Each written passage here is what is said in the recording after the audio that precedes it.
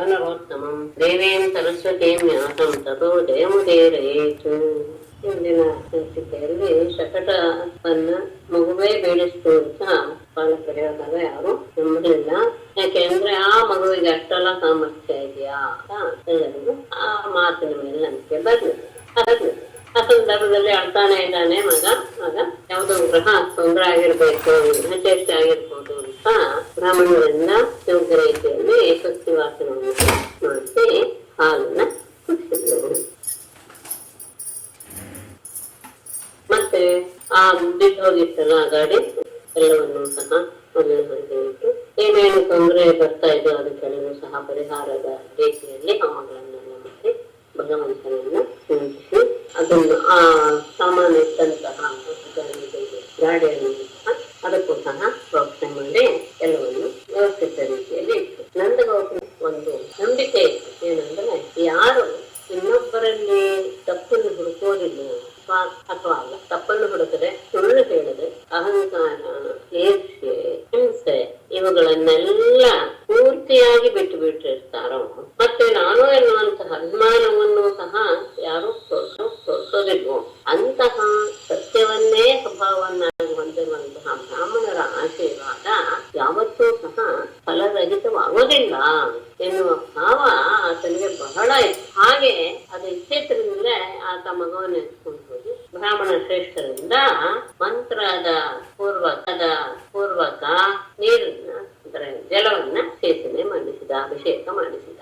ಎಂತೆಂತಹದ್ದು ಋಗ್ವೇದ, ಯಜುರ್ವೇದ, ಸಾಮವೇದ ಮಂತ್ರಗಳಿಂದ ಪವಿತ್ರವಾದಂತಹ ಮತ್ತು ಔಷಧಿ ಸಸ್ಯಗಳಿಂದಲೂ ಕೂಡಿರುವಂತಹ ನೀರಿನಿಂದ ಆ ಮಗುವಿಗೆ ಅಭಿಷೇಕ ಮಾಡಿಸಿ, ಮತ್ತೆ ಬ್ರಾಹ್ಮಣರಿಂದ ಹೇಳಿಸಿ ಹೋಮ ಮಾಡಿಸಿ ಆ ಬ್ರಾಹ್ಮಣರಿಗೆಲ್ಲ ಅತ್ಯಂತ ಉತ್ತಮವಾದ ರೀತಿಯ ಭೋಜನವನ್ನು ಸಹ ಮಾಡಿಸಿದ. ಮತ್ತೆ ಮಗ ಒಳ್ಳೆಯ ರೀತಿಯಲ್ಲಿ ಬೆಳೆಯಲಿ ಎನ್ನುವ ಉದ್ದೇಶದಿಂದ ಗೋದಾನವನ್ನು ಮಾಡಿದ. ಆ ಗೋವುಗಳಿಗೆಲ್ಲದಕ್ಕೂ ಸಹ ಅತ್ಯಂತ ಉತ್ತಮವಾದ ಗೋವುಗಳು ಅಂದ್ರೆ ಹಾಲನ್ನ ಯಥೇಚ್ಛವಾಗಿ ಕೊಡುವಂತಹದ್ದು, ಅಂತಹ ಅಂದ್ರೆ ಅತ್ಯಂತ ಮೃದುವಾದಂತಹ ಭಾವವಾಗುವಂತಹದ್ದು. ಅವುಗಳಿಗೆ ಬಟ್ಟೆ, ಹೂಹಾರ, ಚಿನ್ನದ ಹಾರ ಇವುಗಳಿಂದೆಲ್ಲ ಅಲಂಕಾರ ಮಾಡಿದಂತಹ ಗೋವುಗಳನ್ನ ಆ ಬ್ರಾಹ್ಮಣರಿಗೆ ದಾನ ಮಾಡಿದರು. ಮಂತ್ರವನ್ನ ಚೆನ್ನಾಗಿ ಹೇಳ್ತಿರುವಂತಹ ಅವರು ಆಶೀರ್ವಾದವನ್ನ ಮಾಡಿದರು. ಸದಾಚಾರದಲ್ಲಿರುವಂತಹ ವೇದಜ್ಞರು ಮಾಡಿದಂತಹ ಆಶೀರ್ವಾದ ಯಾವಾಗಲೂ ಸಹ ನಿಷ್ಫಲವಾಗುವುದಿಲ್ಲ ಎನ್ನುವುದು ಅವನಿಗೆ ಮತ್ತೆ ಈ ಪ್ರಕರಣದಿಂದ ದೃಢವಾಯಿತು. ಒಮ್ಮೆ ಯಶೋದೆ ಮಗವನ್ನ ತನ್ನ ಎತ್ತಿಕೊಂಡು ಆಟ ಆಡಿಸ್ತಾ ಇದ್ದಾಳೆ. ಇದ್ದಕ್ಕಿದ್ದ ಹಾಗೆ ಮಗು ಹಾರಾಗಕ್ಕೆ ಶುರುವಾಯ್ತು. ಅವಳಿಗೆ ಹೊರಕಾಗ್ಲೇ ಇಲ್ಲ. ತಕ್ಷಣ ಅದನ್ನ ಆ ಭಾರವನ್ನು ಹೊರಲಾರ್ದೆ ಅವಳು ಮಗುವನ್ನ ನೆಲದ ಮೇಲೆ ಏರಿಸಿ ಭಗವಂತನನ್ನ ಧ್ಯಾನ ಮಾಡಕ್ ಶುರು ಮಾಡಿದ್ರು. ಏನಾಗ್ಬೇಕಪ್ಪ ತನ್ನ ಮಗನಿಗೆ ಹಾಗೆ ಮಾಡಿ ಭಗವಂತನ ಧ್ಯಾನ ಮಾಡ್ತಾ ತನ್ನ ಕೆಲಸ ತಾನು ನೋಡ್ಕೊಳ್ತಾ ಇದ್ದಾಳೆ. ಆಗ ತೃಣಾವರ್ತ ಎನ್ನುವಂತಹ ಒಬ್ಬ ದೈತ್ಯ ತಮ್ಮನಿಂದ ಕಳುಹಿಸಲ್ಪಟ್ಟಂತಹ ಒಂದು ದೈತ್ಯ ಸುಂಟ್ರ ಗಾಳಿ ರೂಪದಲ್ಲಿ ಬಂದು ಆ ಮಗುವನ್ನ ಹಾರಿಸ್ಕೊಂಡು ಹೋಗುತ್ತೆ. ಆ ಸುಂಟ್ರ ಗಾಳಿ ಸುತ್ಕೊಂಡು ಬರ್ತಾ ಇದೆ. ಗೋಕುಲದಲ್ಲಿ ಎಲ್ಲ ಪ್ರದೇಶಗಳನ್ನು ವ್ಯಾಪಿಸಿಬಿಟ್ಟಿದೆ. ಜನರ ಕಣ್ಣುಗಳೆಲ್ಲೂ ಸಹ ಧೂಳಿನಿಂದ ಮುಚ್ಚೋಗಿದೆ. ಕಣ್ಣು ತೆಗೆಯಿಲ್ಲ. ದಿಕ್ಕುಗಳಲ್ಲೆಲ್ಲ ಶಬ್ದ ವ್ಯಾಪಿಸಿ ಬಿಟ್ಟಿದೆ. ಸ್ವಲ್ಪ ಹೊತ್ತು ಆ ಗೋಕುಲ ಧೂಳಿನಿಂದ ಕತ್ತಲೆಯಿಂದ ಮುಚ್ಚಿ ಹೋಯ್ತು. ಆಗ ಯಶೋದೆ ಬಂದು ಮಗು ಏನಾಯ್ತು ಅಂತ ಓಡಿ ಬಂದು ನೋಡ್ತಾಳೆ.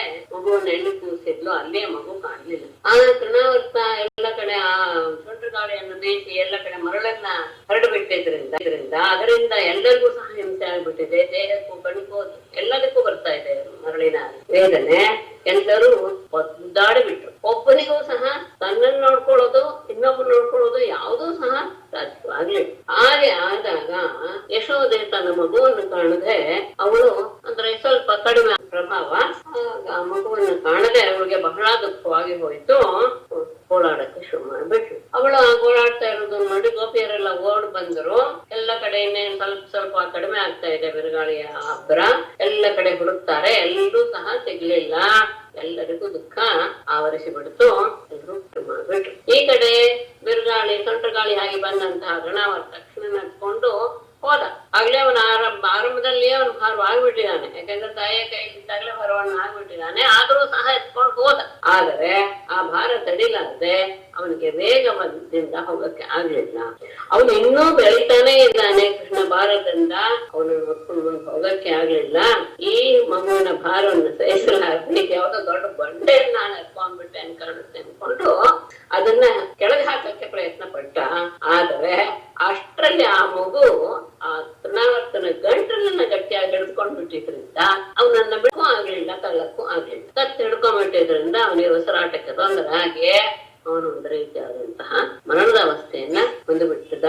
ಕೂಗಕ್ಕೂ ಆಗಲೇ ಪ್ರಾಣ ಹೋಗುವ ಸಮಯದಲ್ಲಿ ಆಗುವಂತಹ ಶಬ್ದ ಮಾಡ್ತಾ ಆ ಮಗುವಿನ ಜೊತೆ ಆ ತೃಣಾವರ್ತನು ಸಹ ಆ ಗೋಕಳದಲ್ಲಿ ಕೆಳಗೆ ಬಿಟ್ಬಿಟ್ಟ. ಅವನು ಆ ದೊಡ್ಡ ದೈತ್ಯ ಒಂದು ಬಂಡೆ ಮೇಲೆ ಬಿದ್ದಾಗ ಅವನ ಎಲ್ಲ ಅವಯವಗಳು ಸಹ ಚೂರು ಚೂರು ಆಗ್ಬಿಟ್ಟು, ಹೇಗೆ ರುದ್ರನ ಶರದಿಂದ ಚೂರಾದಂತಹ ತ್ರಿಪುರಾಸುರನ ಹಾಗೆ ಅವನು ಗೋಚರಿಸಿದ.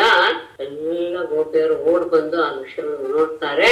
ಆ ದೈತ್ಯನ ಎದೆ ಮೇಲೆ ಕೃಷ್ಣ ಕುಳಿತಿರೋದನ್ನು ನೋಡಿ ಇನ್ನೂ ಹೆದರಿಕೆ ಆಗೋಯ್ತು. ಓಡ್ ಹೋಗಿ ಗೋಪಿಯರೆಲ್ಲರೂ ಅದನ್ನ ಮಗುವನ್ನ ಎತ್ಕೊಂಡು ಬಂದು ತಾಯಿಗೆ ರಾಕ್ಷಸ ಆಕಾಶದಲ್ಲಿ ತೆಗೆದುಕೊಂಡು ಹೋಗಿದ್ದಾನೆ. ಅವನೇ ದೊಡ್ಡ ಮೃತ್ಯು, ಅವನ ಬಾಯಿಂದ ತಪ್ಪಿಸ್ಕೊಂಡು ಬಂದಿದ್ದಾನೆ ಮಗು ಅಂತ ನೋಡಿ ಎಲ್ಲರೂ ಬಹಳ ಆನಂದವಾಯ್ತು, ಆಶ್ಚರ್ಯ. ಇವಾಗಲೂ ಅವನೆದ್ದು ಅವನ ಸಾಯಿಸುವಂತಹ ಪರಿಸ್ಥಿತಿ ಆಗಿತ್ತು.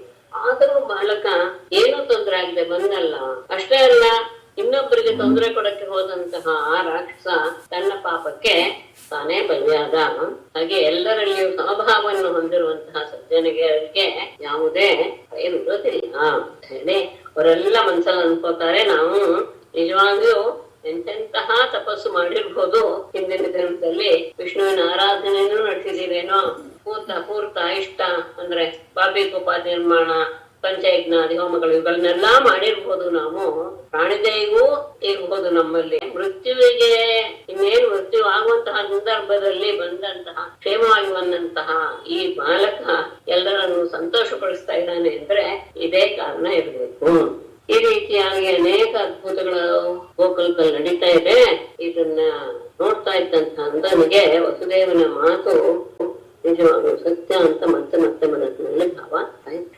ಒಮ್ಮೆ ಯಶೋದೆ ಮಗನನ್ನ ತೊಡೆ ಮೇಲೆ ಮಲಗಿಸ್ಕೊಂಡು ಪ್ರೀತಿಯಿಂದ ಅವನಿಗೆ ಸ್ತನ್ಯಪಾನ ಮಾಡ್ತಾ ಇದ್ದಾಳೆ.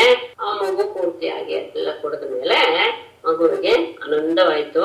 ತಾಯಿ ಮುಚ್ಚಿಸ್ತಾ ಇರುವಾಗ ಆ ಮಗು ನಿದ್ದೆ ಬಂದ ರೀತಿಯಲ್ಲಿ ಆಕಳಿಸ್ತು. ಆ ಯಶೋದೆ ಆ ಮಗುವಿನ ಬಾಯಿಯಲ್ಲಿ ಏನೇನು ನೋಡ್ಬಿಟ್ಲು. ಆಕಾಶ, ಅಂತರಿಕ್ಷ, ಜ್ಯೋತಿಷಗಳ ಸಮೂಹ, ದಶದಿಕ್ಕುಗಳು, ಸೂರ್ಯ ಚಂದ್ರ ಅಗ್ನಿವಾಯುಗಳು, ಸಮುದ್ರಗಳು, ದ್ವೀಪಗಳು, ಬೆಟ್ಟ, ನದಿ, ಅರಣ್ಯ ಎಲ್ಲ ಚರಾಚರಾತ್ಮಕವಾದ ಪ್ರತಿಯೊಂದು ವಸ್ತು, ಇಡೀ ಪ್ರಪಂಚವೇ ಅಂತ ಹೇಳ್ಬೋದು, ಎಲ್ಲ ಅವನ ಬಾಯಲ್ಲಿ ನೋಡಿ. ವಿಶ್ವವನ್ನೇ ಮಗುವಿನ ಬಾಯಲ್ಲಿ ನೋಡಿ ಯಶೋದೆ ಒಂದ್ ರೀತಿಯಾಗಿ ಹೆದರ್ಬಿಟ್ಲು. ನಡ್ಕ ಬಂದ್ಬಿಟ್ಟು ಅವಳು ಏನ್ ಮಾಡೋದು ತೋರದೆ ಕಣ್ಣುಗಳನ್ನ ಗಟ್ಟಿಯಾಗಿ ಮುಚ್ಕೊಂಡ್ಬಿಟ್ಲು. ಅಂದ್ರೆ ಹೆದರಿಕೆಯ ಆ ಭಾವ ಅವಳನ್ನ ಕಣ್ಣು ಮುಚ್ಚುವ ಹಾಗೆ ಮಾಡಿಬಿಡ್ತು ಅಂತ 7ನೇ ಅಧ್ಯಾಯದಲ್ಲಿ ಹೇಳಿ ಮುಗಿಸಿದ್ರು. ಮೇಡಮ್, ಇದು ಕೃಷ್ಣನ ಬಾಯಲ್ಲಿ ಬ್ರಹ್ಮಾಂಡ ಯಶೋದೆ ನೋಡಿದ್ಲು ಅಂತ ಹೇಳಿದ್ರೆ, ಹಿಂದೆ ನಾವು ಒಂದ್ ಮಣ್ ತಿಂದಿದ್ದ, ತಾಯಿ ಮಣ್ ತಿಂದಿದ್ಯಾ? ಅದು ಬೇರೆ, ಅದು ಇನ್ನೊಂದು ಮುಂದಿನ ಅಧ್ಯಾಯದಲ್ಲಿ ಬರುತ್ತೆ. ಅದು ಬೇರೆ, ಅದು ಅಂದ್ರೆ ಸ್ವಲ್ಪ ಆಡು ವಯಸ್ಸನ್ನ. ಇದು ಅತ್ಯಂತ ಎಳೆ ಮಗುವಾಗಿರುವಾಗ್ಲೇ ಈ ರೀತಿಯಾಗಿ ಮಾಡಿದ್ದು. 2 ಸತಿ ಅವಳಿಗೆ ಇದನ್ನ ತೋರಿಸ್ತಾನ ಅವನು ಬ್ರಹ್ಮಾಂಡ ತನ್ನ ದೇಹದಲ್ಲಿ, ಬಾಯಿ. ಈ ಇದ್ರಲ್ಲಿ ಅವಳು ಇದಾಗಲ್ಲ, ಅಂದ್ರೆ ಒಂಥರ ಹೆದರ್ಕೊಂಡು ಕಣ್ಮುಚ್ಕೊಂಡ್ಬಿಡ್ತಾಳೆ. ಅಂದ್ರೆ ಅದು ಕೆಲಸಕ್ಕೆ ಕನಸೋ ಏನೋ ಅನ್ನೋ ಹಾಗೆ ಆಗ್ಬಿಡು. ಆ ರೀತಿಯಾದಂತಹ ಭಾವವನ್ನು ಹೊಂದ್ಬಿಟ್ಲು. ಅಲ್ಲಿ ಮುಂದಿನ ಇದ್ರಲ್ಲಿ ಸ್ವಲ್ಪ ಬೇರೆ ತರಹ ತೋರಿಸ್ತಾರೆ. ಅಂದ್ರೆ ಅವಳಿಗೆ ತನ್ನ ಮಗ ಯಾವ್ದೋ ಹುಟ್ಟು ಆಗ್ಬಿಟ್ಟಿದೇನೋ ಅಂತ ಹೆದರ್ಕೊಳಕ್ ಶುರು ಮಾಡ್ಬಿಡ್ತಾಳೆ. ಅದು ಬಂದಾಗ ಅದನ್ನ ಹೇಳೋಣ. ಸರಿ ಮೇಡಮ್, ಅವ್ಯಕ್ತ ರಾವ ಅಂದ್ರೆ ಏನರ್ಥ? ಅದು ಅರಿಷ್ಟ ಅಂದ್ರೆ ಕೆಟ್ಟದ್ದು. ಇಲ್ಲ, ಅವ್ಯಕ್ತ ರಾವ ಅವ್ಯಕ್ತ ಅಂದ್ರೆ ಇದು ಹೀಗೆ ಅಂತ ಹೇಳಕ್ ಆಗದೆ ಇರುವಂತಹ ಶಬ್ದ. ರಾವಣ ಅಂದ್ರೆ ಮರಣ ಸಮಯದಲ್ಲಿ ಬರುವಂತಹ ಶಬ್ದ. ಸಮಯದಲ್ಲಿ ಹೇಗೆ ಕೂತ್ಕೊಂಡು ಅಂತ ಹೇಳಕ್ಕಾಗಲ್ಲ. ಅದು ಒಂದು ಇದು ಏನು ಈ ಈ ರೀತಿಯಾಗಿ ಹೋಗುದಾ ಅಂತ ಹೇಳಬಹುದು. ಅವ್ಯಕ್ತವಾದದ್ದು ಅಂದ್ರೆ ಅವರವರ ದೇಹಕ್ಕೆ ಅನುಸಾರವಾಗಿ ಬಾಯಿಂದ ಹೊರಬರುವಂತಹ ಶಬ್ದ. ಓಂ ನಮೋ ಭಗವತೆ ಶುಕೋವಾಚ ಗರ್ಗಃ ಪುರೋಹಿತೋ ರಾಜನ್ ಯದೂನಾಂ ತಪಃ ಪ್ರಜಂ ಜಗಾಮನಂದಸ್ಯ ವಸುದೇವ ಪ್ರಚೋದಿತಃ. ರಾಜನ್ ತುಮಹಾತಪಾಃ ಗರ್ಗಃ ಯದೂನಾಂ ಪುರೋಹಿತಃ ವಸುದೇವ ಪ್ರಚೋದಿತಃ ನಂದಸ್ಯ ವ್ರಜಂ ಜಗಾಮ. ಹೀಗಿರುವಾಗ ಮಕ್ಕಳಿಗೆ ನಾಮಕರಣ ಮಾಡಬೇಕು. ಹೇಗೆ ಎಲ್ಲರಿಗೂ ಗೊತ್ತಾಗುವ ರೀತಿಯಲ್ಲಿ ಮಾಡೋ ಹಾಗಿಲ್ಲ. ಅದಕ್ಕೆ ಒಂದು ಉಪಾಯವನ್ನ ವಸುದೇವ ಯೋಚನೆ ಮಾಡಿ ಕಳಿಸಿರ್ತಾನೆ.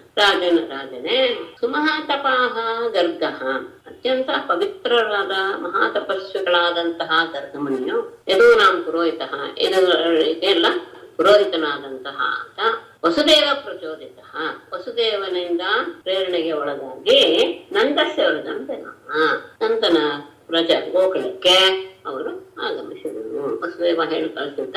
ಆ ರೀತಿ ಎದುರುಗಳಿಗೆಲ್ಲ ಅವರು ಗುರುವಾದ್ದರಿಂದ ಗುರುವಿನ ಕರ್ತವ್ಯವನ್ನು ಮಾಡೋದಕ್ಕೆ ಅವರು ನಂದನ ಗೋಕುಲಕ್ಕೆ ಬರ್ತಾರೆ.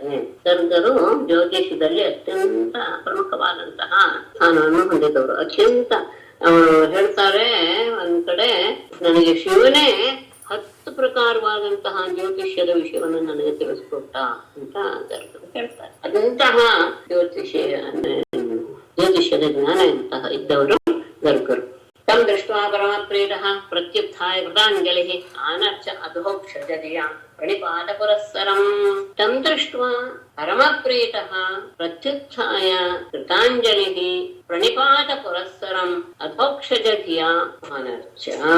ತಂ ದೃಷ್ಟ್ವಾ, ಆ ಗರ್ಗರನ್ನು ನೋಡಿ ಪರಮಪ್ರೀತ ಬಹಳ ಆನಂದವಾಗುವುದು ನಂದನಿಗೆ. ಪ್ರತ್ಯುತ್ಥಾಯ, ಎದ್ದು ನಿಂತು ಕೃತಾಂಜಲಿ ಕೈ ಮುಗಿದುಕೊಂಡು ಪ್ರಣಿಪಾತ ಪರಸ್ಪರಂ, ಅವರಿಗೆ ನಮಸ್ಕಾರ ಮಾಡ್ತಾ ಅಧೋಕ್ಷಜತಿಯ, ಅವರು ಸಾಕ್ಷಾತ್ ಪರಮಾತ್ಮನೇ ಬಂದಿದ್ದಾರೆ ಎನ್ನುವಂತಹ ಭಾವನೆಯಿಂದ ಆನರ್ಚ ಅವರಿಗೆ ಅರ್ಘ್ಯಪಾದ್ಯಾದಿಗಳನ್ನೆಲ್ಲ ಕೊಟ್ಟು ಸತ್ಕಾರ ಮಾಡಿದ, ಪೂಜೆ ಮಾಡಿದ. ಗರ್ಗರನ್ನು ನೋಡಿದ ತಕ್ಷಣ ಬಹಳ ಆನಂದವಾಗೋಯ್ತು ನಂದನಿಗೆ.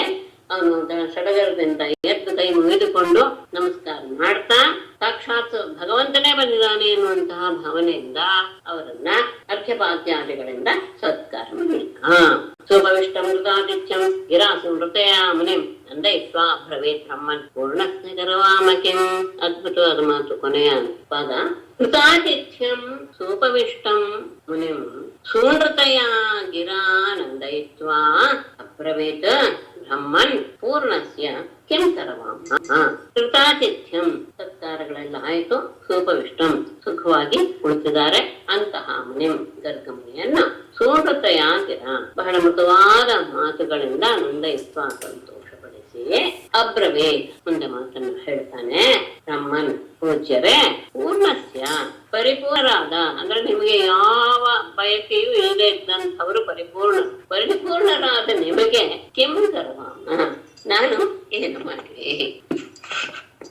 ಅಂದ್ರೆ ನಿಮಗೆ ನಮ್ಮಿಂದ ಅಲ್ಲ ಏನೂ ಆಗೋದು ಬೇಡ, ನಿಮ್ಮಂಥವರಿಗೆ ನಾನು ಏನು ಮಾಡೋದಕ್ಕೆ ಸಾಧ್ಯ ಎನ್ನುವ ಬಹಳ ವಿನಯಪೂರ್ವಕವಾದಂತಹ ಮಾತನ್ನ ನಂದ ಆಡ್ತಾನೆ. ಮತ್ತೆ ಮುಂದೆ ಆಡುವ ಮಾತು ಬಹಳ ಮುಖ್ಯವಾದದ್ದು. ಮಹದ್ವಿಚಲನಂ ನೃಣಾಂ ಗೃಹೀಣಾಂ ದೀನಚೇತಸಾಂ ನಿಶ್ರೇಯಸಾಯ ಭಗವನ್ ಕಲ್ಪತೆ ನಾನ್ಯಥಾ ಕ್ವಚಿತ್. ಪರಿಪೂರ್ಣರಾದವರು ನಮ್ಮ ಮನೆಗೆ ಬಂದಿದ್ದಾರೆ ಅಂದ್ರೆ ಅದು ನಮ್ಮ ಭಾಗ್ಯವೇ. ಯಾಕೆ ಅಂದ್ರೆ ಮಹದ್ವಿಚಲನಂ ದೀನಚೇತಸಾಂ ಋಣಾಂ ಗೃಹಿಣಾಂ ನಿಶ್ರೇಯಸಾಯ ಕಲ್ಪತೆ ಅನ್ಯಥಾ ನ ಕ್ವಚಿತ್. ಭಗವನ್ ಮೊದಲ ತಗೊಳ್ಳೆ. ಭಗವನ್ ಪೂಜ್ಯರೇ, ಮಹದ್ವಿಚಲನಂ, ಇದು ಅದ್ಭುತ. ಮಹಾಪುರುಷರು ತಮ್ಮ ಆಶ್ರಮದಿಂದ ಹೊರಗೆ ಬರ್ತಾ ಇದ್ದಾರೆ ಅಂದರೆ ಅದು ಅವರಿಗೇನು ಆಗ್ಬೇಕು ಅಂತಲ್ಲ. ದೀನಚೇತಸ, ಅತ್ಯಂತ ಯಾವಾಗ್ಲೂ ತಮ್ಮ ಕೆಲಸದಲ್ಲಿಯೇ ಅಂದ್ರೆ ಗೃಹ ಕೃತ್ಯದಲ್ಲಿಯೇ ತಮ್ಮನ್ನು ತೊಡಗಿಸಿಕೊಂಡಿರುವ, ಅಂದ್ರೆ ಬೇರೆ ಕಡೆ ಎಲ್ಲೂ ಹೋಗಕ್ ಆಗೋದಿಲ್ಲ ಗೃಹಸ್ಥಾಶ್ರಮವನ್ನು ಸ್ವೀಕರಿಸಿದಂತವರಿಗೆ. ಒಂದು ಮಾತಿದೆ, ಅನುಷ್ಠಾನ ನಿರತರಾದವರಿಗೆ ಸಮಯ ಅನ್ನೋದು ಸಿಗೋದೇ ಇಲ್ಲ ಅಂತ. ಗೃಹಸ್ಥಾಶ್ರಮ ಬಹಳ ಕಠಿಣವಾದದ್ದು. ಯಾಕೆಂದ್ರೆ ಅಗ್ನಿಹೋತ್ರಗಳು ಆಗಲ್ಲ, ಅದಕ್ಕೆಲ್ಲವೂ ಸಹ ಸರಿಯಾದ ರೀತಿಯಲ್ಲಿ ಆಗ್ಬೇಕು, ಎಲ್ಲೂ ಹೋಗಕ್ ಆಗೋದಿಲ್ಲ. ಆ ರೀತಿಯಾದಂತಹ ಸ್ವಲ್ಪ ಹೊತ್ತು ಮನೆಯನ್ನು ಬಿಡಕ್ಕೆ ಆಗದೇ ಇರುವಂತಹ ಗೃಹಿಣ ಮನುಷ್ಯರ, ಅದು ಗೃಹಸ್ಥರ ನಿಶ್ರೇಯಸಾಯ, ಅವರ ಅಭ್ಯುದಯಕ್ಕಾಗಿಯೇ ಕಲ್ಪತೆ. ಅವರು ಅವರ ವಿಚಲನ ಇದೆಯಲ್ಲ, ತಮ್ಮ ಆಶ್ರಮದಿಂದ ಹೊರ ಬರುವಿಕೆ ಅನ್ನೋದಿದೆಯಲ್ಲ, ಅದು ಗೃಹಸ್ಥರಿಗೆ ನಿಜವಾಗಿಯೂ ಮಂಗಲಕ್ಕೋಸ್ಕರನೇ ಅಗತ್ಯ, ಅನ್ಯಥಾ ಅಗತ್ಯ. ಅದು ಬಿಟ್ಟು ಬೇರೆ ಯಾವ ಕಾರಣವೂ ಇರೋದಿಲ್ಲ. ಹೊರಟು ಬಂದ್ರು ಆಶ್ರಮದಿಂದ ಅಂದ್ರೆ ಯಾರು ಗೃಹಸ್ಥರಿಗೆ ಅವರು ಅನುಗ್ರಹ ಮಾಡೋದಕ್ಕೆ ಹೊರಟಿದ್ದಾರೆ. ಯಾಕೆ ನಮ್ಗೆ ನಾವೇ ನೋಡ್ಬೋದಲ್ಲ ಮಹಾತ್ಮರನ್ನ ಅನ್ಕೋ, ಆದ್ರೆ ದೀನಚೇತಸಾಂ ಗೃಹಿಣಾಂ ಗೃಹಸ್ಥಾಶ್ರಮದಲ್ಲಿ ಆದವರೆಗೆ ಆ ರೀತಿ ಆದಂತಹ ಸಮಯ ಸಿಗೋದು ತುಂಬಾ ಕಷ್ಟ. ಯಾಕೆಂದ್ರೆ ನಿರಂತರವಾಗಿ ಅನುಷ್ಠಾನ, ಅತಿಥಿ ಸತ್ಕಾರ, ಅಭ್ಯಾಗದಲ್ಲಿ ನೋಡ್ಕೊಳ್ಳೋದು ಇದೆಲ್ಲವೂ ಇರೋದ್ರಿಂದ ಅವರಿಗೆ ಹೊರಗೆ ಬರೋದೇ ಕಷ್ಟ. ಅಂಥವರಿಗೆ ಅನುಗ್ರಹ ಮಾಡಬೇಕು ಎನ್ನುವಂತಹ ಬಯಕೆ ಮಹಾಪುರುಷರಲ್ಲಿ ಬಂದೇ ಬಿಡುತ್ತೆ. ಹಾಗಾಗಿ ಅವರು ತಾನಾಗಿಯೇ ನಮ್ಮ ಮನೆಗೆ ಬರ್ತಾರೆ. ಮತ್ತೆ ನೀವು ಜ್ಯೋತಿಷಾಮಯನಂ ಸಾಕ್ಷಾತ್ ಎತ್ತ ಜ್ಞಾನ ಮತೇಂದ್ರಿಯಂ ಪ್ರಣೀತಂ ಭವತಾಯೇನ ಉಮಾನ್ವೇದ ಪರಾವರಂ. ಸಾಕ್ಷಾತ್ ಜ್ಯೋತಿಷಾಂ ಅಯನಂ ಯತ್ ತತ್ ಅತೀಂದ್ರಿಯಂ ಜ್ಞಾನಂ ಯೇನ ಭವತಾ ಪ್ರಣೀತಂ ಉಮಾನ ವೇದ. ಸಾಕ್ಷಾತ್ ಜ್ಯೋತಿಷಾಂ ಅಯನಂ, ನೀವು ಸಾಕ್ಷಾತ್ತಾಗಿ ಆ ಜ್ಯೋತಿಷಿಗಳಿಗೆ ಒಂದು ಏನು ವಾಸಸ್ಥಾನ. ಯಾಕೆಂದ್ರೆ ಯತ್ ತತ್ ಅತೀಂದ್ರಿಯಂ ಜ್ಞಾನಂ, ಯಾವ ಇಂದ್ರಿಯಗಳಿಗೂ ಗೋಚರವಾಗದೇ ಇರುವಂತಹ ಆ ಜ್ಞಾನವಿರುವಂತಹ ಜ್ಯೋತಿಷಾಸ್ತ್ರವನ್ನ ಏನ ಭವತ ಪ್ರಣೀತಂ, ಯಾವ ನಿಮ್ಮಿಂದ ರಚಿಸಲ್ಪಟ್ಟಿತೋ ಅದನ್ನಿಟ್ಕೊಂಡು ಕುಮಾನ್ ಮನುಷ್ಯನು ಪರಾವರಂ ವೇದ. ಪರಾ ಅವರ ಅಂತ ಎರಡು ಶಬ್ದ ತಗೊಂಡು ಹೇಳ್ತಾರೆ. ಪರ ಅಂದರೆ ಅದಕ್ಕೆ ಏನು ಕಾರಣ, ಜನ್ಮದ ಕರ್ಮ ಕಾರಣ ಎನ್ನುವುದು. ಆಮೇಲೆ ಅವರಂ ಅಂತ ಹೇಳಿದ್ರೆ ಆ ಇದರಲ್ಲಿ ಏನು ಕಾರ್ಯ ಮಾಡಿದರೆ ಮುಂದೆ ಫಲ ಏನು ಸಿಗುತ್ತೆ ಎನ್ನುವುದು, ಇದೆಲ್ಲವನ್ನು ಸಹ ತಿಳ್ಕೊಳ್ತಾರೆ ಮನುಷ್ಯರು. ಅಂತಹ ಶಾಸ್ತ್ರವನ್ನ ನೀವು ಬರೆದಿದ್ದೀರಾ. ಇಂದ್ರಿಯಗಳಿಗೆ ಗೋಚರವಾಗದೇ ಇರುವಂತಹದ್ದು. ಯಾಕೆ ಜ್ಯೋತಿರ್ಗಳು ಅಲ್ಲಿ ಇರುವಂತಹ ವಿಷಯಗಳನ್ನ, ಗ್ರಹಗಳ ವಿಷಯಗಳನ್ನ ನೀವು ಬರೆದಿದ್ದೀರಾ, ನಿಮ್ಮಿಂದ ರಚಿತವಾಗಿದೆ. ಅದರಿಂದ ಮನುಷ್ಯ ತನ್ನ ಹಿಂದಿನ ಜನ್ಮದ ಕರ್ಮ ಏನು, ಮುಂದೆ ಅದರಿಂದ ಏನ್ ಫಲ ಸಿಗುತ್ತೆ, ಇದೆಲ್ಲ ತಿಳ್ಕೊಳ್ಳೋದಕ್ಕೆ ಸಾಧ್ಯವಾಗಿದೆ. ಅಲ್ಲಿ ಒಂದು ವಾಕ್ಯ ಕೊಡ್ತಾರೆ ಇದರಲ್ಲಿ, ಜಾತಕ ಗ್ರಂಥದಲ್ಲಿ ಹೇಳಿರುವಂತದ್ದು, ಯದುಪಚಿತಂ ಅನ್ಯ ಜನ್ಮನಿ ಶುಭಾಶುಭಂ ತಸ್ಯ ಕರ್ಮಣಃ ಪ್ರಾಪ್ತಿಂ ಎಂಜಯತಿ ಶಾಸ್ತ್ರಂ ಏತತ್ ತಮಸಿ ದ್ರವ್ಯಾಣಿ ದೀಪೈವ. ಅದ್ಭುತವಾದ ಮಾತು. ಏತತ್ ಶಾಸ್ತ್ರಂ, ಈ ಜ್ಯೋತಿಷಾಸ್ತ್ರ ಎನ್ನುವುದು ಅನ್ಯ ಜನ್ಮನಿ ಯತ್ ಶುಭಾಶುಭಂ ಉಪಚಿತಂ ತಸ್ಯ ಕರ್ಮಣಃ ಪ್ರಾಪ್ತಿಂ ಎಂಜಯತಿ. ಈ ಶಾಸ್ತ್ರ ಹಿಂದಿನ ಜನ್ಮದಲ್ಲಿ ಯಾವುದನ್ನ ಶುಭಾಶುಭಂ ಯದುಪಚಿತಂ, ಯಾವ್ಯಾವುದನ್ನ ನಾವು ಬಳಸ್ಕೊಂಡಿದೀವೋ, ಶುಭ ಕರ್ಮವಾಗಲಿ ಅಶುಭ ಕರ್ಮವಾಗಲಿ, ತಸ್ಯ ಕರ್ಮಣಃ ಪ್ರಾಪ್ತಿಂ, ಆ ಕರ್ಮದ ಫಲ ಏನು ಅನ್ನೋದನ್ನ ವ್ಯಂಜಯತಿ ತೋರಿಸುತ್ತೆ. ಹೇಗೆ ಅನ್ನೋದನ್ನ ದೃಷ್ಟಾಂತ ಕೊಡ್ತಾ ಇದ್ದಾರೆ. ದೀಪ ತಮಸಿ ದ್ರವ್ಯಾಮಿ. ಹೇಗೆ ವಸ್ತುಗಳನ್ನೆಲ್ಲ ಕತ್ತಲೆಯಲ್ಲಿ ದೀಪ ಎನ್ನುವುದು ಈ ವಸ್ತುಗಳಿದೆ ಅಂತ ನಮಗೆ ತೋರಿಸ್ಕೊಡುತ್ತೋ, ಹಾಗೆ ನಾವು ಹಿಂದಿನ ಜನ್ಮದಲ್ಲಿ ಮಾಡಿರುವಂತಹ ಶುಭಾಶುಭ ಕರ್ಮಗಳು, ಅದರ ಫಲ ಏನು ಎಲ್ಲವನ್ನೂ ಸಹ ಈ ಶಾಸ್ತ್ರ ತಿಳಿಸಿಕೊಡುತ್ತೆ. ಅಂತಹ ಶಾಸ್ತ್ರವನ್ನ ನೀವು ಬರೆದಿದ್ದೀರಿ. ಇಂದ್ರಿಯವಾದ ಜ್ಞಾನವನ್ನು ಕೊಡುವಂತಹದ್ದು ಜ್ಯೋತಿಷಾಸ್ತ್ರ. ಹಾಗಾಗಿ ಆತ ಮನುಷ್ಯನಿಗೆ ಅದರಿಂದ ಬಹಳ ಉಪಕಾರವಾಗಿಬಿಟ್ಟಿದೆ. ಅದರಿಂದ ತನ್ನ ಹಿಂದಿನ ಜನ್ಮದ ಕರ್ಮ ಏನು, ಮುಂದೆ ಏನು ಆಗ್ಬೋದು ಎಲ್ಲವನ್ನೂ ಸಹ ತಿಳ್ಕೊಳ್ತಾನೆ. ಮತ್ತೆ ಮೇಡಮ್ ಇದು ಹಿಂದಿನ ಜನ್ಮದೆಲ್ಲ ಗೊತ್ತಾಗತ್ತ ಮೇಡಮ್? ಖಂಡಿತ ಆದ್ರೆ ಅಲ್ಲಮ್ಮ, ಕರ್ಮದ ಫಲ ಅಂದ್ಮೇಲೆ ಆ ಫಲ ಈಗ ಅನುಭವಿಸ್ತಾ ಇದೀವಿ ಅಂದ್ರೆ ಅದು ಹಿಂದಿನ ಜನ್ಮದ್ದೇ ಆಗಿರುತ್ತೆ ತಾನೆ.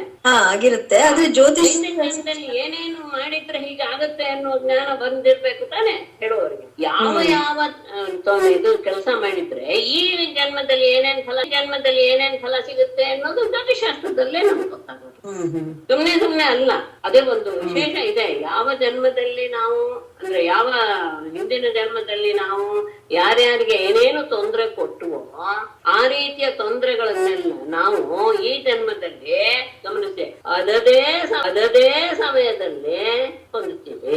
ಅದದೇ ಸಮಯದಲ್ಲಿ ಅಂದ್ರೆ ಅವನಿಗೆ ವಯಸ್ಸಾದಾಗ ನೀವೇನಾದ್ರೂ ತೊಂದರೆ ಮಾಡಿದ್ರೆ ಅಥವಾ ಬಾಲಕನಾಗಿದ್ದಾಗ ಮಾಡಿದ್ರೆ ಆ ವಯಸ್ಸಿನಲ್ಲಿ ನಾವು ಆ ರೀತಿಯ ತೊಂದರೆಯನ್ನು ಅದದೇ ರೀತಿಯ ತೊಂದರೆಯನ್ನ ಅನುಭವಿಸ್ತೀವಿ. ನಾವು ಯಾವ ವಯಸ್ಸಿನಲ್ಲಿ ದಾನಗಳನ್ನೆಲ್ಲ ಮಾಡಿರ್ತೀವೋ ಈ ಸಂದರ್ಭದಲ್ಲಿ ಅದು ಬಂದಾಗ ನಮ್ಗೆ ಅಭಿವೃದ್ಧಿ ಆಗುತ್ತೆ, ಸಂಪತ್ತಿನ ಆಗಮನವಾಗುತ್ತೆ. ಇದೆಲ್ಲವೂ ಸಹ ಸಾಮಾನ್ಯವಾಗಿ ಊಹಿಸ್ಬಿಡ್ತಾರೆ. ಹಾಗೆ ಸಾಮಾನ್ಯ ಜನರು ಊಹಿಸ್ಬಿಡ್ತಾರೆ. ಇನ್ನು ಪ್ರಬಲವಾದ ಕರ್ಮ ಇರುವಾಗ ಅದೆಲ್ಲವೂ ಸಹ ಜ್ಯೋತಿಷಾಸ್ತ್ರ ಅಲ್ಲ. ಜ್ಯೋತಿಷಾಸ್ತ್ರದ ಉಳುಕುವೆ ಗ್ರಹಗಳ ಚಲನೆ ಆಗೋದು ನಮ್ಮ ಇದರಲ್ಲಿ ಜೀವನದಲ್ಲಿ. ಆ ಗ್ರಹಗಳು ಎಷ್ಟೆಷ್ಟು ಪ್ರಬಲ ಅನ್ನುವಾಗ ಮತ್ತೆ ಇನ್ನೊಂದು ನಾನು ಜ್ಯೋತಿಷ ಕಲಿಯಲ್ಪಡ್ತಿದ್ದೆ. ಆಗ ಗುರುಗಳು ಹೇಳುವುದು ಜ್ಯೋತಿಷಾಸ್ತ್ರವನ್ನ ಹೇಳುವುದೇ ಇದೆ. ಯಾಕೆಂದ್ರೆ ಗ್ರಹಗಳೆಲ್ಲ ಅವ್ರ ಬಗ್ಗೆ ಕೋಪಿಸ್ಕೊಳತ್ತಂತೆ ಜ್ಯೋತಿಷಿಗಳ ಬಗ್ಗೆ. ಯಾಕೆ ಅಂದ್ರೆ ನಾವು ಈ ವ್ಯಕ್ತಿ ಹಿಂದೆ ಮಾಡಿದಂತಹ ಕರ್ಮಗಳಿಗೆ ಅನುಸಾರವಾಗಿ ಇದ್ರಿಗೆ ನಾವು ಇದು ಕೊಡ್ಬೇಕು, ಏನು ಫಲವನ್ನು ಕೊಡ್ಬೇಕು. ಅದನ್ನ ಈ ಜ್ಯೋತಿಷಿಗಳು ನೋಡಿ ಅವರು ಅದನ್ನ ತಪ್ಪಿಸ್ಕೊಂಡು ಹಾಗೆ ಮಾಡ್ಬಿಡ್ತಾರಲ್ಲ ಅಂತ ಜ್ಯೋತಿಷಿಗಳ ಬಗ್ಗೆ ಗ್ರಹಗಳಿಗೆ ಕೋಪ ಇರುತ್ತೆ. ಹಾಗಾಗಿ ನಾವು ಆರಾಧನೆ ಮಾಡ್ಬೇಕಾಗತ್ತೆ ಗ್ರಹಗಳನ್ನ ಅಂತ ಹೇಳಿದ್ರು ನನಗೆ. ಯಾವತ್ತೂ ಮರೀತಾ ಇರುವಂತ ಅಂದ್ರೆ ಮುಂದಿನ ಜನ್ಮದ ಆರಾಧನೆ ಅವರು ಪ್ರತಿ ದಿವಸ ಮಾಡ್ಬೇಕಂತ. ಯಾಕೆಂದ್ರೆ ಅವ್ರಿಗೆ ಗ್ರಹಗಳಿಗೆ ತಿಳಿಸ್ಕೊಡ್ಬೇಕು ವಿಷಯ. ಅವನು ಯಾವ್ದೋ ಕಷ್ಟದಲ್ಲಿ ಸಿಕ್ಕಾಕೊಂಡಿದ್ದಾನೆ, ಅವನಿಗೆ ನೀನು ತೊಂದರೆ ಕೊಡ್ಬೇಡ, ಅದರಿಂದ ನಾನು ಅವನಿಗೆ ಈ ರೀತಿಯಾದಂತಹ ಸಮಾಧಾನವನ್ನು ಹೇಳಿ ಕಳಿಸ್ತಾ ಇದ್ದೀನಿ ಇತ್ಯಾದಿ ಎಲ್ಲವನ್ನೂ ಹೇಳಿ ಗ್ರಹಗಳ ಆರಾಧನೆ ಮಾಡ್ಬೇಕು ಅನ್ನೋದು ಅವ್ರು ಹೇಳಿದ್ರು. ಅದಕ್ಕೋಸ್ಕರನೇ ಜ್ಯೋತಿಷಿಗಳ ಹತ್ತಿರ ಹೋಗುವಾಗ ಬರಿಗೈಯಲ್ಲಿ ಹೋಗಬಾರ್ದು. ಯಾಕೆಂದ್ರೆ ಅವರಿಗೆ ಏನು ಗ್ರಹಗಳ ಆರಾಧನೆ ಮಾಡುವಾಗ ಬೇಕಾದಷ್ಟು ವ್ಯಯ ಆಗತ್ತೆ. ಹಾಗೆ ಇದ್ದವರಿಗೆ ಮಾತ್ರ ಜ್ಯೋತಿಷ್ಯ ಇದು ಆಗತ್ತೇನೋ ಅವರ ಸ್ವಾಧೀನವಾಗತ್ತೆ ಅಂತ ಅವ್ರು ಹೇಳಿದಂತಹ ಜ್ಞಾನ ಅದು ಸರಿಯಾಗಿ ಇರುತ್ತೆ ಅಂತ ಅವರು ಆ ಮಾತನ್ನು ಹೇಳಿ. ಅದಕ್ಕೆ ಮತ್ತೆ ಜ್ಯೋತಿಷಗಳಿಗೆ ಇದನ್ನ ಕೇಳ್ಕೊಂಡು ಬರ್ಲೇಬಾರ್ದು, ತುಂಬಾ ತಪ್ಪಾಗ್ಬಿಡುತ್ತೆ. ಹಾಗೆ ಮುಂದಿನ ಜನ್ಮದ್ದು ಅವ್ರು ಹೇಳ್ತಾರಲ್ವಾ ಮೇಡಮ್, ಹೇಳಕ್ಕಾಗಲ್ಲ. ಹೌದು ಆಗತ್ತೆ. ಸಾಮಾನ್ಯ ಅದನ್ನ ಸಾಮಾನ್ಯ ಅವ್ರು ಹೇಳಕ್ ಹೋಗಲ್ಲ. ಇನ್ನ ಇವರಿಗೆ ತುಂಬಾ ಕುತೂಹಲ ಇದ್ದು ಕೇಳಿದ್ರೆ ಹೇಳಬಹುದು. ಅಂದ್ರೆ ಅಷ್ಟು ಗ್ರಹಗಳ ಲೆಕ್ಕಾಚಾರ ಅವರಲ್ಲಿ ಇದ್ರೆ ಸಾಮರ್ಥ್ಯ ಇದ್ರೆ ಆಗತ್ತೆ. ಇಲ್ವೇ ಇಲ್ಲ. ಅದು ಕೆಲವು ಸತಿ ಪಲ್ಲಟು ಆಗ್ಬಿಡುತ್ತೆ. ಯಾಕೆ ಈತನ ಆಮೇಲಿನ ಕರ್ಮದಿಂದ. ಯಾಕೆಂದ್ರೆ ಮುಂದೆ ಅವನು ಹೇಗ್ ನಡ್ಕೊಳ್ತಾನೆ ಅನ್ನೋದು ಸಹ ಅವಲಂಬಿಸಿರುತ್ತೆ ತಾನೆ. ಅದೇ ಅಲ್ಲಿ ತನಕ ಮಾಡಿದ ಒಂದು ಕರ್ಮಗಳ ಮೇಲೆ ಅವರು ಹೇಳ್ತಾರೆ. ಹೌದು, ಅಲ್ಲಿ ಬಂದ ಹೇಳ್ಬೋದು. ಅದನ್ನ ಕಡಿಮೆ ಎಲ್ಲ ಮಾಡ್ಕೊಳ್ಬಹುದು ಅವರು. ಅಂದ್ರೆ ಯಾವ್ದೋ ಒಂದು ಪ್ರಭಾವ ಜಾಸ್ತಿ ಆಗಿದೆ ಹಿಂದಿನ ಜನ್ಮದ್ದು ಖಂಡಿತ ಮಾಡ್ಕೋಬಹುದು. ಆದರೆ ಅದೇ ಹೇಳಿದ್ದೆ ಅನ್ಕೊಳ್ತೀನಿ ಒಂದ್ಸತಿ ನಾನು. ಕರ್ಮಗಳು 3 ರೀತಿ: ದೃಢ ಕರ್ಮ, ಅದೃಢ ಕರ್ಮ, ದೃಢ ಕರ್ಮ ಅಂತ. ಅದೃಢ ಕರ್ಮ ಅದು ನಮ್ಮ ವ್ಯವಹಾರದಿಂದ, ಅಂದ್ರೆ ನಾವು ಇನ್ನೊಬ್ಬರಿಗೆ ತೋರಿಸುವಂತಹ ಗೌರವ, ಆದರ, ಇದರಿಂದ ಅದೃಢವಾದದ್ದು. ಅಂದ್ರೆ ಸ್ವಲ್ಪ ಈತ ಒಳ್ಳೆಯವನಾಗಿದ್ರೆ ಆ ಕರ್ಮಗಳು ಅವನಿಗೇನು ಮಾಡದೆ ಹಾಗೆ ಇದಾಗ್ಬಿಡುತ್ತೆ. ಅಂದ್ರೆ ಅವನ ಇದಕ್ಕೆ ವ್ಯಕ್ತಿತ್ವದಿಂದ ಅವುಗಳು ಕಡಿಮೆ ಆಗ್ಬಿಡುತ್ತೆ. ದೃಢ ಕರ್ಮ ಇದೆಯಲ್ಲ, ಅದು ಕೆಲವು ಇದನ್ನ ಅಪೇಕ್ಷೆ ಪಡುತ್ತೆ. ಏನು ಆಚರಣೆಯನ್ನ, ಕೆಲವು ಅನುಷ್ಠಾನ, ಕೆಲವು ಹೋಮ ಇತ್ಯಾದಿಗಳನ್ನೆಲ್ಲ ಅಪೇಕ್ಷೆ ಪಡುತ್ತೆ. ಆದ್ರೆ ದೃಢ ಕರ್ಮ ಇದೆಯಲ್ಲ, ಅದು ಮಾತ್ರ ಅನುಭವಿಸಿಯೇ ತೀರಬೇಕು. ಅದೂ ಸಹ ತುಂಬಾ ತಾಪ ಇಲ್ಲದೆ ಇರುವ ಹಾಗೆ ಮಾಡೋದಕ್ಕೆ ಜ್ಯೋತಿಷಿಯವರು ಸಲಹೆ ಕೊಡ್ತಾರೆ. ಅಂದ್ರೆ ಆಗ್ಲೇಬೇಕು ಅದು. ಆದ್ರೆ ಅಷ್ಟು ಗೊತ್ತಿದೆ. ಅವ್ನು ಮಾತು ಹೇಳ್ತಾರಲ್ಲ, ಬೆಟ್ಟದ ಹಾಗೆ ಬಂದಿದ್ದು ಗುಡ್ಡದ ಹಾಗೆ ಹೋಗಿತ್ತು ಅಂತ. ಹಾಗೆ ಅದು ನಮ್ಮನ್ನ ಹೆಚ್ಚು ತೊಂದರೆ ಪಡಿಸದೆ ಅಥವಾ ನಮ್ಮ ಮನಸ್ಸಿಗೆ ಆ ರೀತಿಯ ಸ್ಥೈರ್ಯ ಕೊಟ್ಟು ಅದನ್ನ ಎದುರಿಸುವ ಹಾಗೇನು ಮಾಡುತ್ತೆ ಅನ್ನೋದು ಇರೋದು ಜ್ಯೋತಿಷಿ. ಎಲ್ಲದಕ್ಕೂ ಇದೆ. ದೇವರ ಆರಾಧನೆ ಆರಾಧನೆಯಿಂದನೂ ಅದನ್ನ ಕಡಿಮೆ ಮಾಡ್ಕೋಬಹುದಲ್ವಾ ಮೇಡಮ್? ಖಂಡಿತ ಮಾಡ್ಕೊಳ್ಬಹುದು. ಆದರೆ ನಾವು ಆರಾಧನೆ ಮಾಡುವ ರೀತಿ ತುಂಬಾ ಮುಖ್ಯ ಆಗುತ್ತೆ. ಯಾರ ಹತ್ರನೋ ಕೊಟ್ಟು ನಾವೀಗ ಅದರಲ್ಲಿ ತುಂಬಾ ಎಕ್ಸ್ಪರ್ಟ್ ಆಗ್ಬಿಟ್ಟಿದ್ವಿ, ಪ್ರತಿಯೊಬ್ಬರೂ ನಾನು ಗಮನಿಸ್ತೇನೆ. ಅಲ್ಲಿ ಹೋಗಿ ದುಡ್ಡು ಕೊಟ್ಟು ಬಂದ್ಬಿಟ್ರೆ ಅವ್ರು ಮಾಡ್ತಾರೆ ಎನ್ನುವಂತಹ ಭಾವ ನಮ್ಮಲ್ಲಿ ಎಲ್ಲರನ್ನೂ ಖಂಡಿತ ಅದರಿಂದ ಯಾವ ಫಲವೂ ಸಿಗೋದಿಲ್ಲ. ಖಂಡಿತ ಆಗಲ್ಲ. ನಾನು 100% ಹೇಳ್ಬಲ್ಲ. ನಾವು ಆಯ್ತು ನೀವು ಅಲ್ಲೇ ದುಡ್ಡು ಕೊಟ್ಟು ಮಾಡಿಸಿ ತೊಂದ್ರೆ ಇಲ್ಲ. ಆ ಸಂದರ್ಭದಲ್ಲಿ ನಾವು ಅಲ್ಲಿದ್ದು ಅದಕ್ಕೆ ಸಾಕ್ಷೀಭೂತರಾಗಿದ್ದಾಗ ಮಾತ್ರ ಅದು ನಮ್ಗೆ ಫಲ ಕೊಡುತ್ತೆ ಹೊತ್ತು ನಾ ದುಡ್ಡು ಕೊಟ್ಟು ಕಳಿಸ್ಬಿಟ್ಟಿದ್ದೇನೆ ಅವ್ರು ಮಾಡ್ತಾರೆ, ಇದೆಲ್ಲ ಅಸಂಭವದ ಪರಾಕಾಷ್ಠೆ.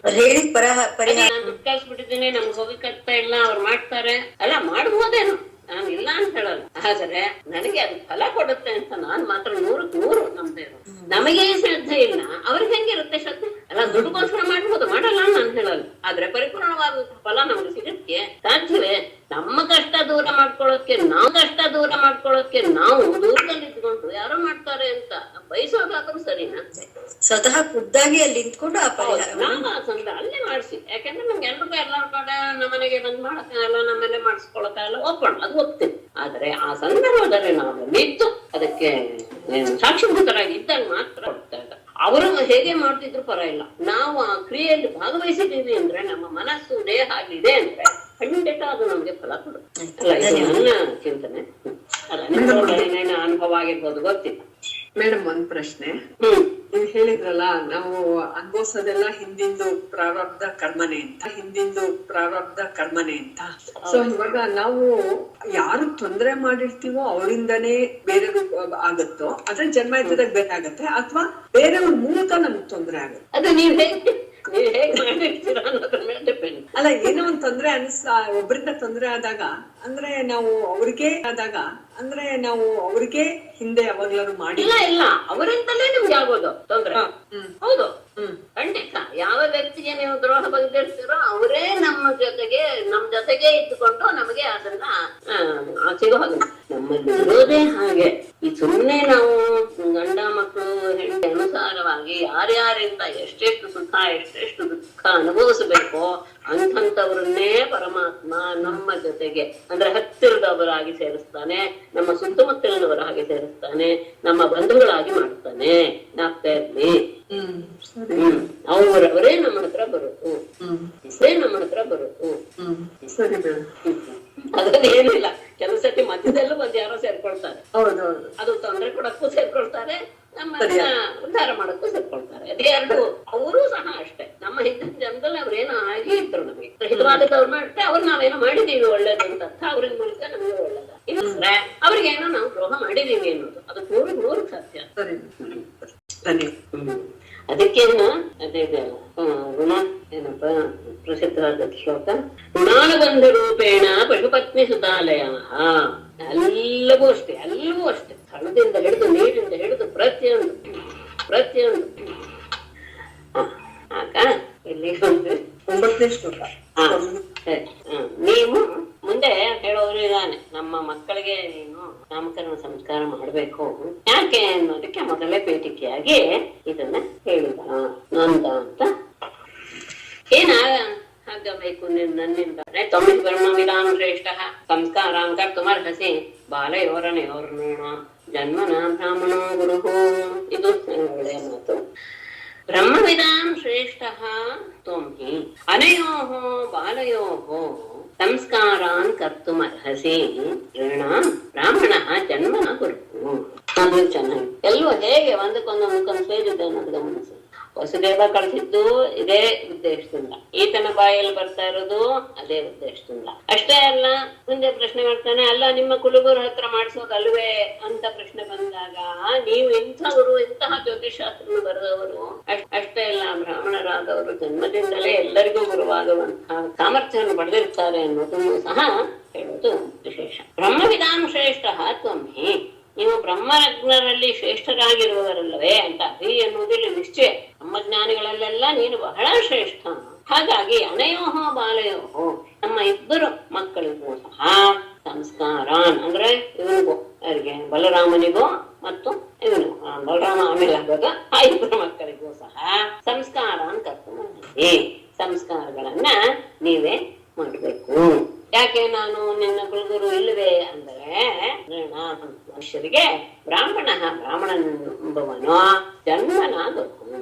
ಯಾವುದೇ ವ್ಯಕ್ತಿಯಾಗಿರ್ಲಿ ಅವನು ಇನ್ನೊಬ್ಬ ಬ್ರಾಹ್ಮಣನಾದವನಾಗಿದ್ದಾನೆ ಎದುರಿಗೆ ಅಂದ್ರೆ ಅವನು ಹುಟ್ಟಿನಿಂದಲೇ ಅವನ ಗುರುತ್ವವನ್ನು ಹೊಂದಿಬಿಟ್ರು. ಹಾಗಾಗಿ ಬ್ರಾಹ್ಮಣರಿಗೆ ಆ ಸಾಮರ್ಥ್ಯ ಇದೆ.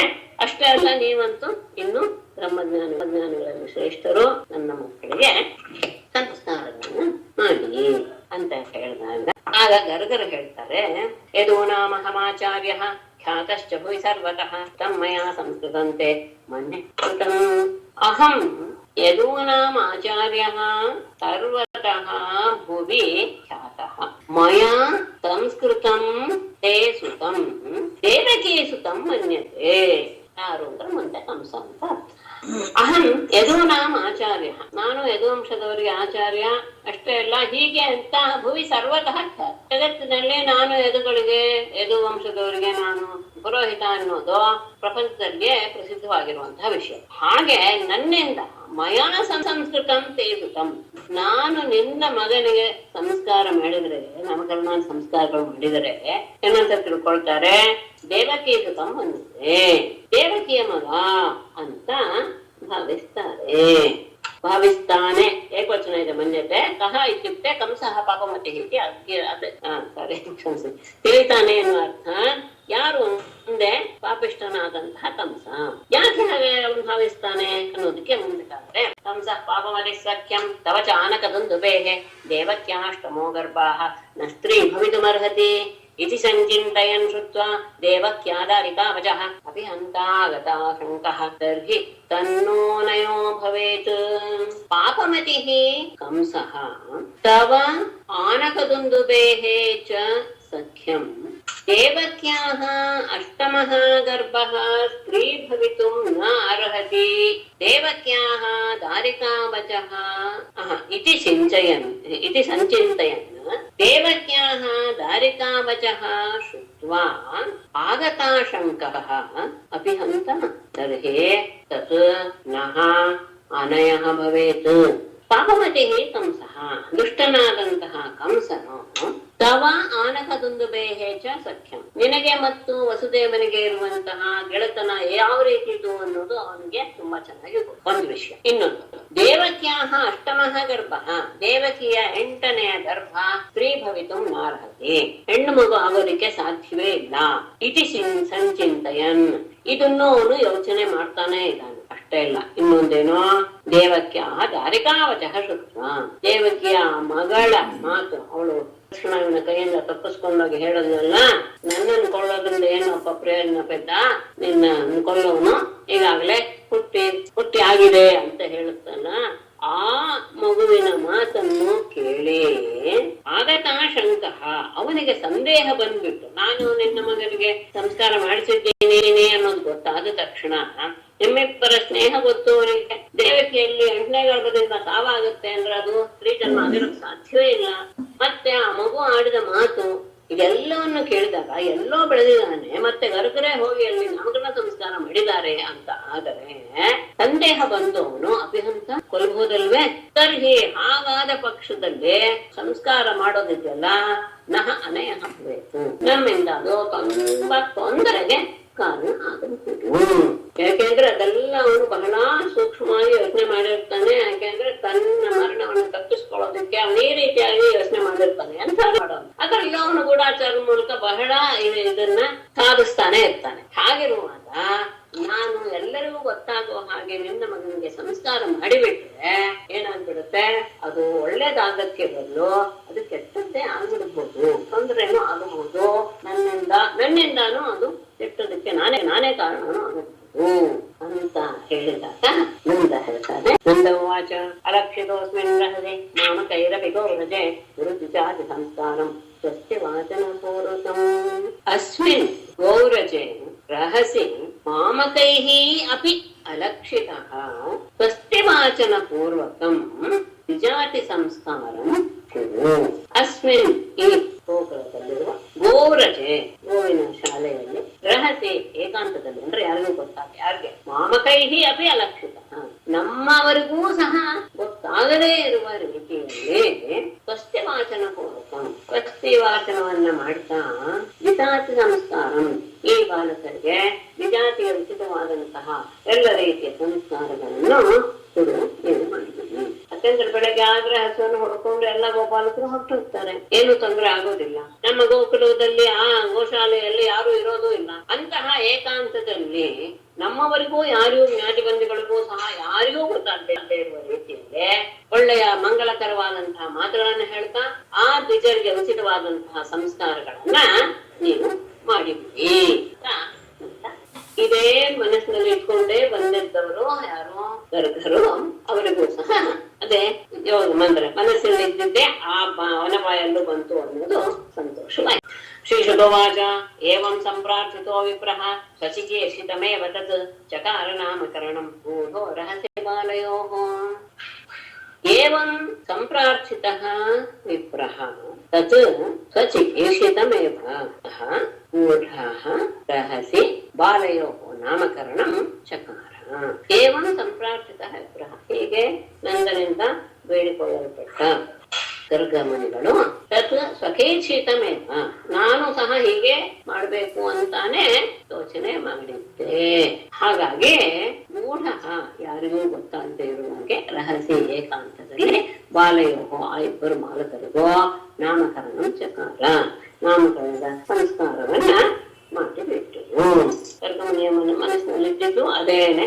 ಆದ್ರೆ ಆ ಸಂದರ್ಭದಲ್ಲಿ ನಾಮಕರಣ ಸಂಸ್ಕಾರ ಆಗ್ಲೇಬೇಕು ಆ ವಯಸ್ಸಲ್ಲಿ. ಹಾಗಾಗಿ ಮನಸ್ಸಿನಲ್ಲಿಯೇ ಇದ್ದಿದ್ದನ್ನ ನಂದನು ಹೇಳಿದ್ರಿಂದ ಅವರಿಗೂ ಸಹ ಮನಸ್ಸು ತುಂಬಿತು.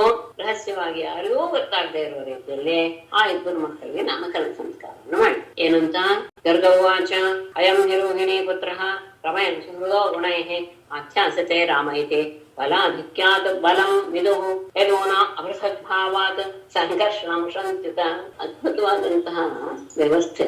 ಅಂದ್ರೆ ಎಲ್ರಿಗೂ ಗೊತ್ತಾಗ್ಬೇಕು, ಯಾರಿಗೂ ಗೊತ್ತಾಗ್ಬಾರ್ದು. ಆ ರೀತಿಯಲ್ಲಿ ಇಲ್ಲಿ ವಿಷಯವನ್ನ ಹೇಳ್ಕೊಂಡು ಬಂದಿದ್ದಾರೆ.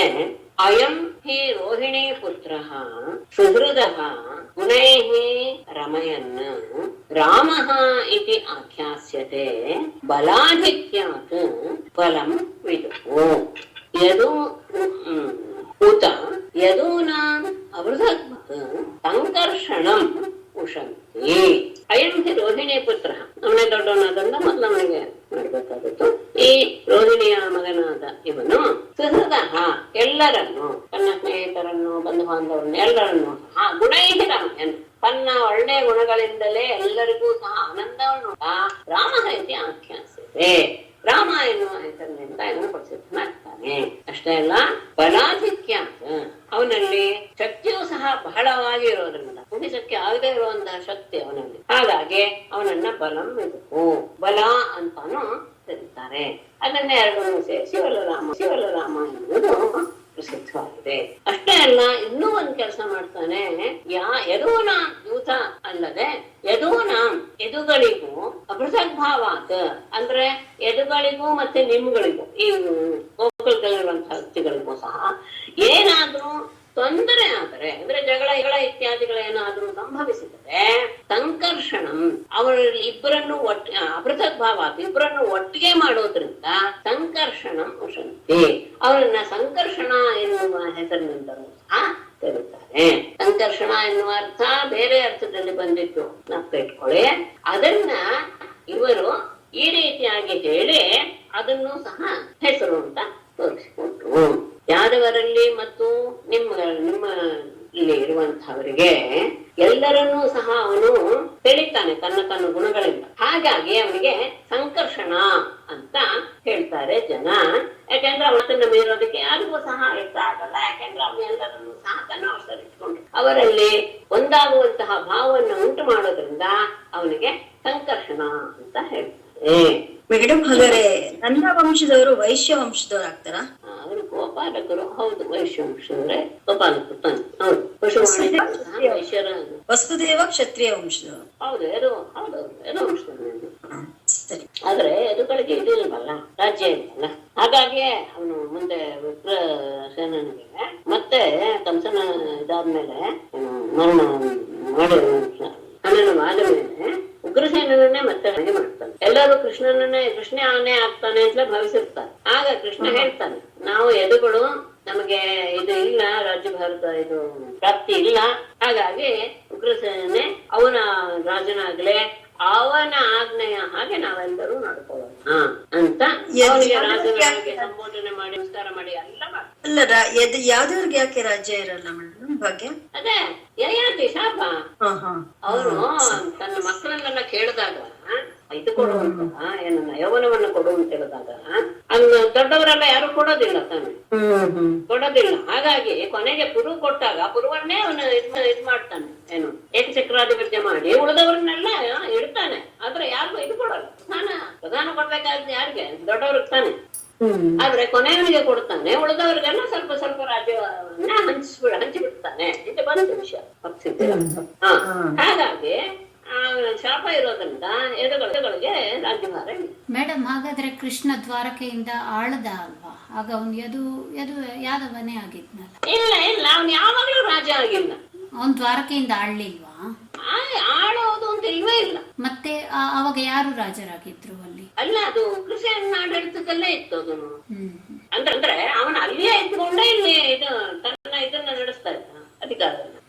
ನಾವು ಓದಿರೋ ಪ್ರಕಾರ ಕೃಷ್ಣನೇ ರಾಜ ಆಗಿದ್ದ, ಅದೇ ಸುಧಾಮ ಬಂದಾಗ ಅಂತೆಲ್ಲ ಹೇಳ್ತಾರಲ್ಲ. ಖಂಡಿತ ಇಲ್ಲ, ಯಾರು ಹೇಳೋದು?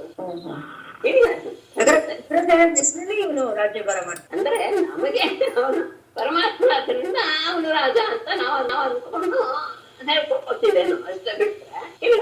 ಅವನು ಸ್ವತಃ ತಾನೇ ತನ್ನ ಮಾತಿನಿಂದ ಖಂಡಿಸ್ಬಿಟ್ಟು ಇಲ್ಲ, ನಾನು ರಾಜನ ಆಗೋದಿಲ್ಲ, ನಮ್ಮ ವಂಶಕ್ಕೆ ಜಿಲ್ಲ ಬಂದಿಲ್ಲ ಬರುತ್ತೆ ಮುಂದೆ ಕಂಸನ ಮನ್ನ ತಕ್ಷಣ ನಿಮಗೆಲ್ಲ ಗೊತ್ತಾ. ಸರಿ, ಇಲ್ಲ ಮುಂದಿನ ವಿಷಯ ಇಲ್ಲಿ ಸ್ವಲ್ಪ ಇದೆ. ಆಸನ್ನರ್ಣಾಸ್ತ್ರಯೋ ಹಸ್ಯ ಗೃಹ್ಣತೋನೇಗಂ ತನೂಃ ಶುಕ್ಲೋ ರಕ್ತಸ್ತಥಾ ಪೀತಃ ಇದಾನೇಂ ಕೃಷ್ಣತಾಂಗತಃ ಅಸ್ಯ ವರ್ಣಾಃ ತ್ರಯಃ ಆಸನ್ ಅನುಯುಗಂ ತನೂಃ ಗೃಹ್ಣತಃ ಬೇಡ ಅನುಯುಗಂ ತನೂಃ ಶುಕ್ಲಃ ರಕ್ತಃ ತಥಾ ಪೀತಃ ಗೃಹ್ಣತಃ. ಇಲ್ಲ ಸರಿ ಹೋಗಲ್ಲ, ಇಲ್ಲ ಅದು ವಿಶೇಷ ಒಂದಲ್ಲ. ವರ್ಣಾಃ ಅಸ್ಯ ವರ್ಣಾಃ ಸರಿ ಇದೆ. ಅಸ್ಯಾಃ ವರ್ಣಾಃ ತ್ರಯಃ ಆಸನ್ ಅನುಯುಗಂ ತನೂಃ ಗೃಹ್ಣತಃ ಶುಕ್ಲಃ ರಕ್ತಃ ತಥಾ ಪೀತಃ ಇದಾನೇಂ ಕೃಷ್ಣತಾಂ ಗತಃ. 3 ವರ್ಣಗಳು ಇವನಿಗೆ ಇತ್ತು. ಅದನ್ನ ಅನುಯುಗಂ ಗೃಹ್ಣತ ತನೂಃ ಗೃಹ್ಣತಃ. ಒಂದೊಂದು ಯುಗದಲ್ಲಿಯೂ ಸಹ ಆ ರೀತಿಯ ವರ್ಣಗಳನ್ನ ಸ್ವೀಕರಿಸಿದವನಾಗೆ ಮೊದಲನೇದರಲ್ಲಿ ಬಿಳಿಯಾಗಿದ್ದ, ತಥಾ ಎರಡನೇದರಲ್ಲಿ ರಕ್ತಃ, ಮೂರನೇದರಲ್ಲಿ ಪೀತಃ, ಇದಾನೇಂ ಕೃಷ್ಣತಾಂ ಗತಃ. ಅಂದ್ರೆ ಕೃತಯುಗದಲ್ಲಿ ಈತ ಶುಕ್ಲನಾಗಿದ್ದ, ಹಿಂದಿನ ಯುಗಗಳಲ್ಲಿ ಅಂದ್ರೆ 3 ಯುಗಗಳು. ಆಮೇಲೆ ತ್ರೇತಾಯುಗದಲ್ಲಿ ರಕ್ತನಾಗಿದ್ದ, ಆಮೇಲೆ ದ್ವಾಪರ ಯುಗದಲ್ಲಿ ಪೀಠವರ್ಣನಾಗಿದ್ದ, ಈಗ ಕೃಷ್ಣವರ್ಣನಾಗಿದ್ದಾನೆ. ಇಲ್ಲಿ ಕೆಲವರು ಬೇರೆ ತರಹ ಅಭಿಪ್ರಾಯವನ್ನು ಪಡ್ತಾರೆ. ಅಂದ್ರೆ ಬೇರೆ ಅಂದ್ರೆ ತುಂಬಾ ವಾದ ಇದೆ ಇದ್ರ ಬಗ್ಗೆ.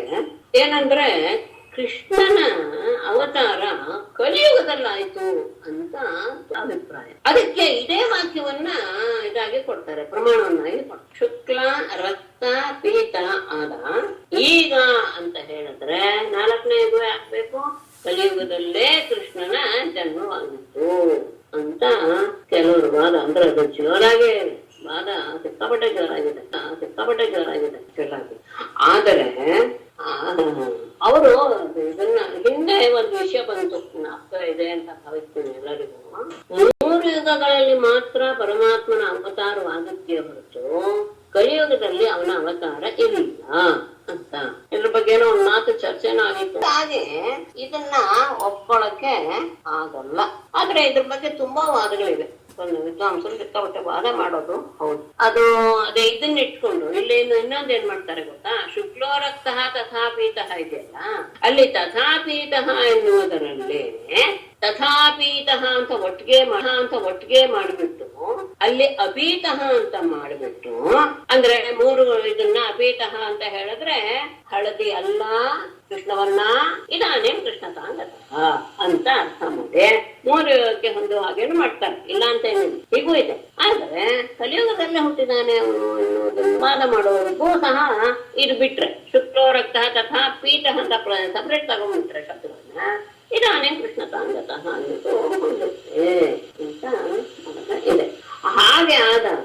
ಹೀಗೆ ತಗೊಳ್ಬೋದೇನೋ. ನಮ್ಮ ಪುಸ್ತಕದಲ್ಲಿ ದ್ವಾಪರ ಯುಗದ ಕೊನೆ ಕಡೆಯಲ್ಲಿ ಕೃಷ್ಣ ವರ್ಣದವನಾಗಿದ್ದಾನೆ ಹುಟ್ಟಿದ ಅಂತ ಇಟ್ಕೋಬೇಕು. ಅಂದ್ರೆ ಇನ್ನೇನು ಕಲಿಯುಗ ಹುಟ್ಟಕ್ಕೆ ಶುರುವಾಗುವಾಗ ಅಂತ ಇಟ್ಕೊಳ್ಬೇಕು ಅಷ್ಟೇ. ಯಾಕೆ ಅಂದ್ರೆ ಕೃಷ್ಣನ ಅಂತ್ಯ ಅಂದ್ರೆ ಅವನು ಹೊರಟು ಹೋದ ಧಾಮಕ್ಕೆ ಅಂತ ಆದ ಮರುದಿವ್ಸವೇ ಕಲಿಯ ಹಾಗಾಗಿ ಇನ್ನೇನು ಕಲಿಯ ಆರಂಭವಾಗುತ್ತೆ ಅನ್ನುವ ಇದನ್ನ ಇಟ್ಕೊಂಡ ಮತ್ತೆ ಆ ಸಂದರ್ಭದಲ್ಲಿ ಕಲಿಯ ಪ್ರವೇಶ ಅಂದ್ರೆ ಆಗತ್ತೆ ಅನ್ನೋದರ ಸೂಚನೆಯಾಗಿಯೇನೆ ಆ ಯಾದವರೆಲ್ಲರೂ ಸಹ ಪರಸ್ಪರ ಹೊಡೆದಾಡ್ಕೊಳ್ಳೋದು ಇತ್ಯಾದಿ ಎಲ್ಲರೂ ಸಹ ನಡೀತು. ಅಂದ್ರೆ ಕಲಿಯುಗದಲ್ಲಿ ನಡೆಯೋದು ಆಗ ನಡೆದು ಬಿಟ್ಟಿತ್ತು. ಅದನ್ನ ಇಟ್ಟುಕೊಂಡು ಅಲ್ಲ ಅವರು ಕಲಿಯುಗದ ಕೊನೆ ಅಂದ್ರೆ ಆರಂಭದಲ್ಲಿ ಅಂತ ಹೇಳೋದು ಆಗಲ್ವ, ದ್ವಾಪರಯುಗದ ಅಂತ್ಯದಲ್ಲಿ ಅಂತ ಹೇಳ್ಬೇಕೇ ಹೊರತು ಕಲಿಯುಗದಲ್ಲಿ ಅಂತ ಹೇಳಕ್ ಆಗಲ್ಲ ಅವಾಗ. ಆದ್ರೆ ತುಂಬಾ ಜನ ವಿದ್ವಾಂಸರು ಅದನ್ನ ಇದು ಮಾಡ್ತಾರೆ, ಸಮರ್ಥನೆ ಮಾಡ್ತಾರೆ. ಅದು ವಿಷಯ. ಯಾಕೆಂದ್ರೆ ಮತ್ತೆ ಇದ್ರಲ್ಲೇ ನಾವು ಓದಿದ್ದೀವಿ, ಈ ಭಾಗವತಲ್ಲೇ ಓದಿದ್ದೀವಿ ಆಶ್ರಮಕ್ಕಲ್ಲ ಶುಕ್ರಬಾಯಲ್ಲಿ ನಮ್ಮಲ್ಲಿ ಅದೇ 3 ಯುಗಗಳಲ್ಲಿ ಮಾತ್ರ ಅವನ ಅವತಾರ ಆಗುತ್ತೆ ಹೊರತು ಕಲಿಯುಗದಲ್ಲಿ ಅವನ ಅವತಾರ ಆಗೋದಿಲ್ಲ ಸ್ಪಷ್ಟವಾಗಿ ತಿಳಿಸ್ಬಿಟ್ಟಿದ್ದಾರೆ. ಸುಳ್ಳು ಇರ್ಲಿ. ಯಾರಾದ್ರೂ ಏನಾದ್ರು ಹೇಳಿದಾಗ ಅಂದ್ರೆ ಯಾರಾದ್ರೂ ಜ್ಞಾನಿಗಳು ವಿಮರ್ಶಾತ್ಮಕವಾಗಿ ಏನಾದ್ರು ಮಾತಾಡಿದಾಗ ಸ್ವಲ್ಪ ಕೇಳಿಸ್ಕೊಳ್ಳಿ, ಗೊತ್ತಾದ್ರೆ ನನಗೂ ಸ್ವಲ್ಪ ತಿಳಿ. ಹಾಗಾಗಿ ಇವನಿಗೆ ಕೃಷ್ಣ ಅಂತ ಹೆಸರು ಅನ್ನೋದನ್ನು ಅದರಿಂದ ಗೊತ್ತಾಗುತ್ತೆ. ಕೃಷ್ಣತಾಂಗತಃ ಐತಿ ಕೃಷ್ಣತಾಂಗತಃ ಅಂತ ಹೇಳಿದ್ರಿಂದಲೇ ಅವನು ಕೃಷ್ಣ ಅಂತ ತಾನೆ ಅಂತ ಗೊತ್ತಾಗುತ್ತೆ. ಆಗ ಅವರು ಸ್ವಲ್ಪ ಸೂಕ್ಷ್ಮವಾಗಿ ಎಲ್ಲ ತಿಳಿಸಕ್ಕೆ ಹೋಗ್ತಾರೆ ಇವನು ಪರಮಾತ್ಮನೇ ಅನ್ನೋದನ್ನ. ಆದ್ರೆ ನೇರವಾಗಿ ಹೇಳಲ್ಲ. ಇಲ್ಲಿ ಆರಂಭದಲ್ಲಿಯೇ ಏನು ಅಂದ್ರೆ ಗರ್ಗರು ಬರುವಂತಹ ಸಂದರ್ಭ ಏನು ಅಂದರೆ ವಸುದೇವನಿಗೆ ಇಲ್ಲಿ ಆದಂತಹ ಎಲ್ಲ ವಿಷಯಗಳು ಗೊತ್ತಾಗ್ತಾ ಇರುತ್ತೆ ಗೋಕುಲದಲ್ಲಿ. ಆಗ ಇದು ಯಾಕೆ ಹೀಗಾಗ್ತಾ ಇದೆ ಎನ್ನುವಂತಹ ಭಾವ ಅವನ ಮನಸ್ಸಿನಲ್ಲಿ ಮೂಡುತ್ತೆ. ಅವನ ಮನಸ್ಸಲ್ಲಿ, ನಂದನ ಮನಸ್ಸಿನಲ್ಲಿ ಮತ್ತು ವಸುದೇವನ ಮನಸ್ಸಿನಲ್ಲಿ ಸಹ. ಆಗ ಅದರ ರಕ್ಷಣೆಯನ್ನ ಹೇಗೆ ಮಾಡಬಹುದು ಅಂದ್ರೆ ಈ ರೀತಿಯಾದಂತಹ ಸಂಸ್ಕಾರಗಳನ್ನು ಮಾಡಿಬಿಟ್ರೆ ಅದು ಒಂದು ರೀತಿಯಾದಂತಹ ಅವನನ್ನ ರಕ್ಷಣೆ ಮಾಡುವಂತಹ ಭಾಗವೂ ಆಗತ್ತೆ ಅಂತ ಭಾವಿಸಿ ವಸುದೇವ ಗರ್ಗರನ್ನ ಆ ಸಂದರ್ಭದಲ್ಲೇ ಕಳಿಸೋದು ಒಂದು ವಿಶೇಷ. ಗರ್ಗರಿಗೆ ಇದೆಲ್ಲ ಗೊತ್ತಿರುವಂತವ್ರ ಎಲ್ಲರಿಗೂ ಗೊತ್ತಿರುವಂತ ಅವರು ಸೂಕ್ಷ್ಮವಾಗಿ ನಂದನಿಗೆ ವಿಷಯವನ್ನು ತಿಳಿಸಿ, ಅಂದ್ರೆ ನೀನೇನು ಹೆದರೋ ಅವಶ್ಯಕತೆ ಇಲ್ಲ ಎನ್ನುವ ರೀತಿಯಲ್ಲಿ ಅದನ್ನ ಪ್ರಕಟಪಡಿಸ್ತಾರೆ. ಆದ್ರೆ ಸ್ವಲ್ಪ ವಿಚಾರ ಮಾಡಿದ್ರೆ ಪರಮಾತ್ಮನ ವಿಷಯವನ್ನೇ ಹೇಳಿದ ಹಾಗೆ ಗೊತ್ತಾಗುತ್ತೆ. ಆದ್ರೆ ಇನ್ನೊಂದು ತಮ್ಮ ಮಕ್ಕಳ ವಿಷಯದಲ್ಲಿ ಯಾರಿಗೂ ಸಹ ಅಂತಹ ಭಾವ ಬರೋದಿಲ್ಲ, ಕಷ್ಟ. ಅಂದ್ರೆ ಮಗು ಎನ್ನುವ ರೀತಿಯಲ್ಲಿ ಅವರು ಯೋಚನೆ ಮಾಡ್ತಾರೆ. ಹಿಂದೆ ವಿಷಯದಲ್ಲಿ ಪ್ರಾಗಯಂ ವಸುದೇವಸ್ಯ ಕ್ವಚಿತ್ ಜಾತಸ್ತವಾತ್ಮಜಃ ವಾಸುದೇವ ಇತಿ ಶ್ರೀಮಾನ್ ಅವೇಜ್ಞಾ ಸಂಪ್ರದಕ್ಷತೆ ತವಾತ್ಮಜಃ ಪ್ರಾಕ್ ಕ್ವಚಿತ್ ಅಯಂ ತವಾತ್ಮಜಃ ಅಯಂ ಪ್ರಾಕ್ ಕ್ವಚಿತ್ ವಸುದೇವಸ್ಯ ಜಾತಃ ಅಥವಾ ಅಯಂ ಆತ್ಮಜಃ ಶ್ರೀಮಾನ್ ವಾಸುದೇವಃ ಇತಿ ಅಭಿಜ್ಞಾಃ ಸಂಪ್ರಚಕ್ಷತೆ ತವಾತ್ಮಜಃ ಅಯಂ ನಿನ್ನ ಮಗನಾದ ಇವನು ಪ್ರಾಕ್ ಹಿಂದೆ ಕ್ವಚಿತ್ ಒಮ್ಮೆ ವಸುದೇವಸ್ಯ ಜಾತಃ ವಸುದೇವನ ಮಗನಾಗಿ ಹುಟ್ಟಿದ್ದ. ಅದನ್ನ ತಿಳಿಸ್ಕೊಡ್ತಾ ಇದ್ದಾರೆ. ಹಾಗಾಗಿ ಶ್ರೀಮಾನ್ ವಾಸುದೇವ ಅಂತ ಇದೇ ಅಭಿಜ್ಞಾ ಸಂಪ್ರದಕ್ಷತೆ ಎಲ್ಲವನ್ನ ಅಂದ್ರೆ ಅವನ ರಹಸ್ಯವನ್ನ ತಿಳಿದಿರುವಂತಹ ಎಲ್ಲರೂ ಸಹ ವಿದ್ವಾಂಸರೆಲ್ಲರೂ ಜ್ಞಾನಿಗಳೆಲ್ಲರೂ ಇವನು ಶ್ರೀಮಾನ್ ವಾಸುದೇವ ಎನ್ನುವ ಹೆಸರಿನಿಂದಲೇ ತಿಳಿತಾರೆ. ಅಂದ್ರೆ ನಿನ್ನ ಮಗ ಹಿಂದೆ ವಸುದೇವನ ಮಗನಾಗಿ ಹುಟ್ಟಿದ್ದಾನ.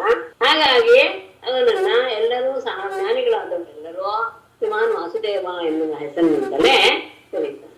ಅಷ್ಟೇ ಅಲ್ಲ, ಬಹೂನಿ ಸಂತಿ ನಾಮಾನಿ ರೂಪಾಣಿ ಚ ಸುತಸ್ಯತೆ ಗುಣಕರ್ಮಾನುರೂಪಾಣಿ ತಾನ್ಯಹಂ ವೇದ ನೋ ಜನಾಃ ತೇ ಸುತಸ್ಯ ಬಹೂನಿ ನಾಮಾನಿ ರೂಪಾಣಿ ಚ ಗುಣಕರ್ಮಾನುರೂಪಾಣಿ ಸಂತಿ ತಾನೇ ಅಹಂ ವೇದ ಜನಾಃ ನೋ ವೇದ.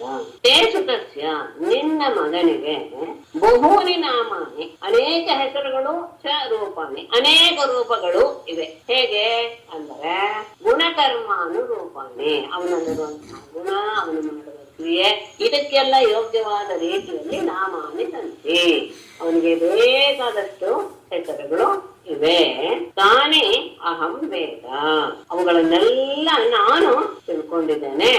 ಜನ ಸಾಮಾನ್ಯ ಜನರು ಇದರ ಬಗ್ಗೆ ಏನನ್ನು ಅರಿತಿಲ್ಲ.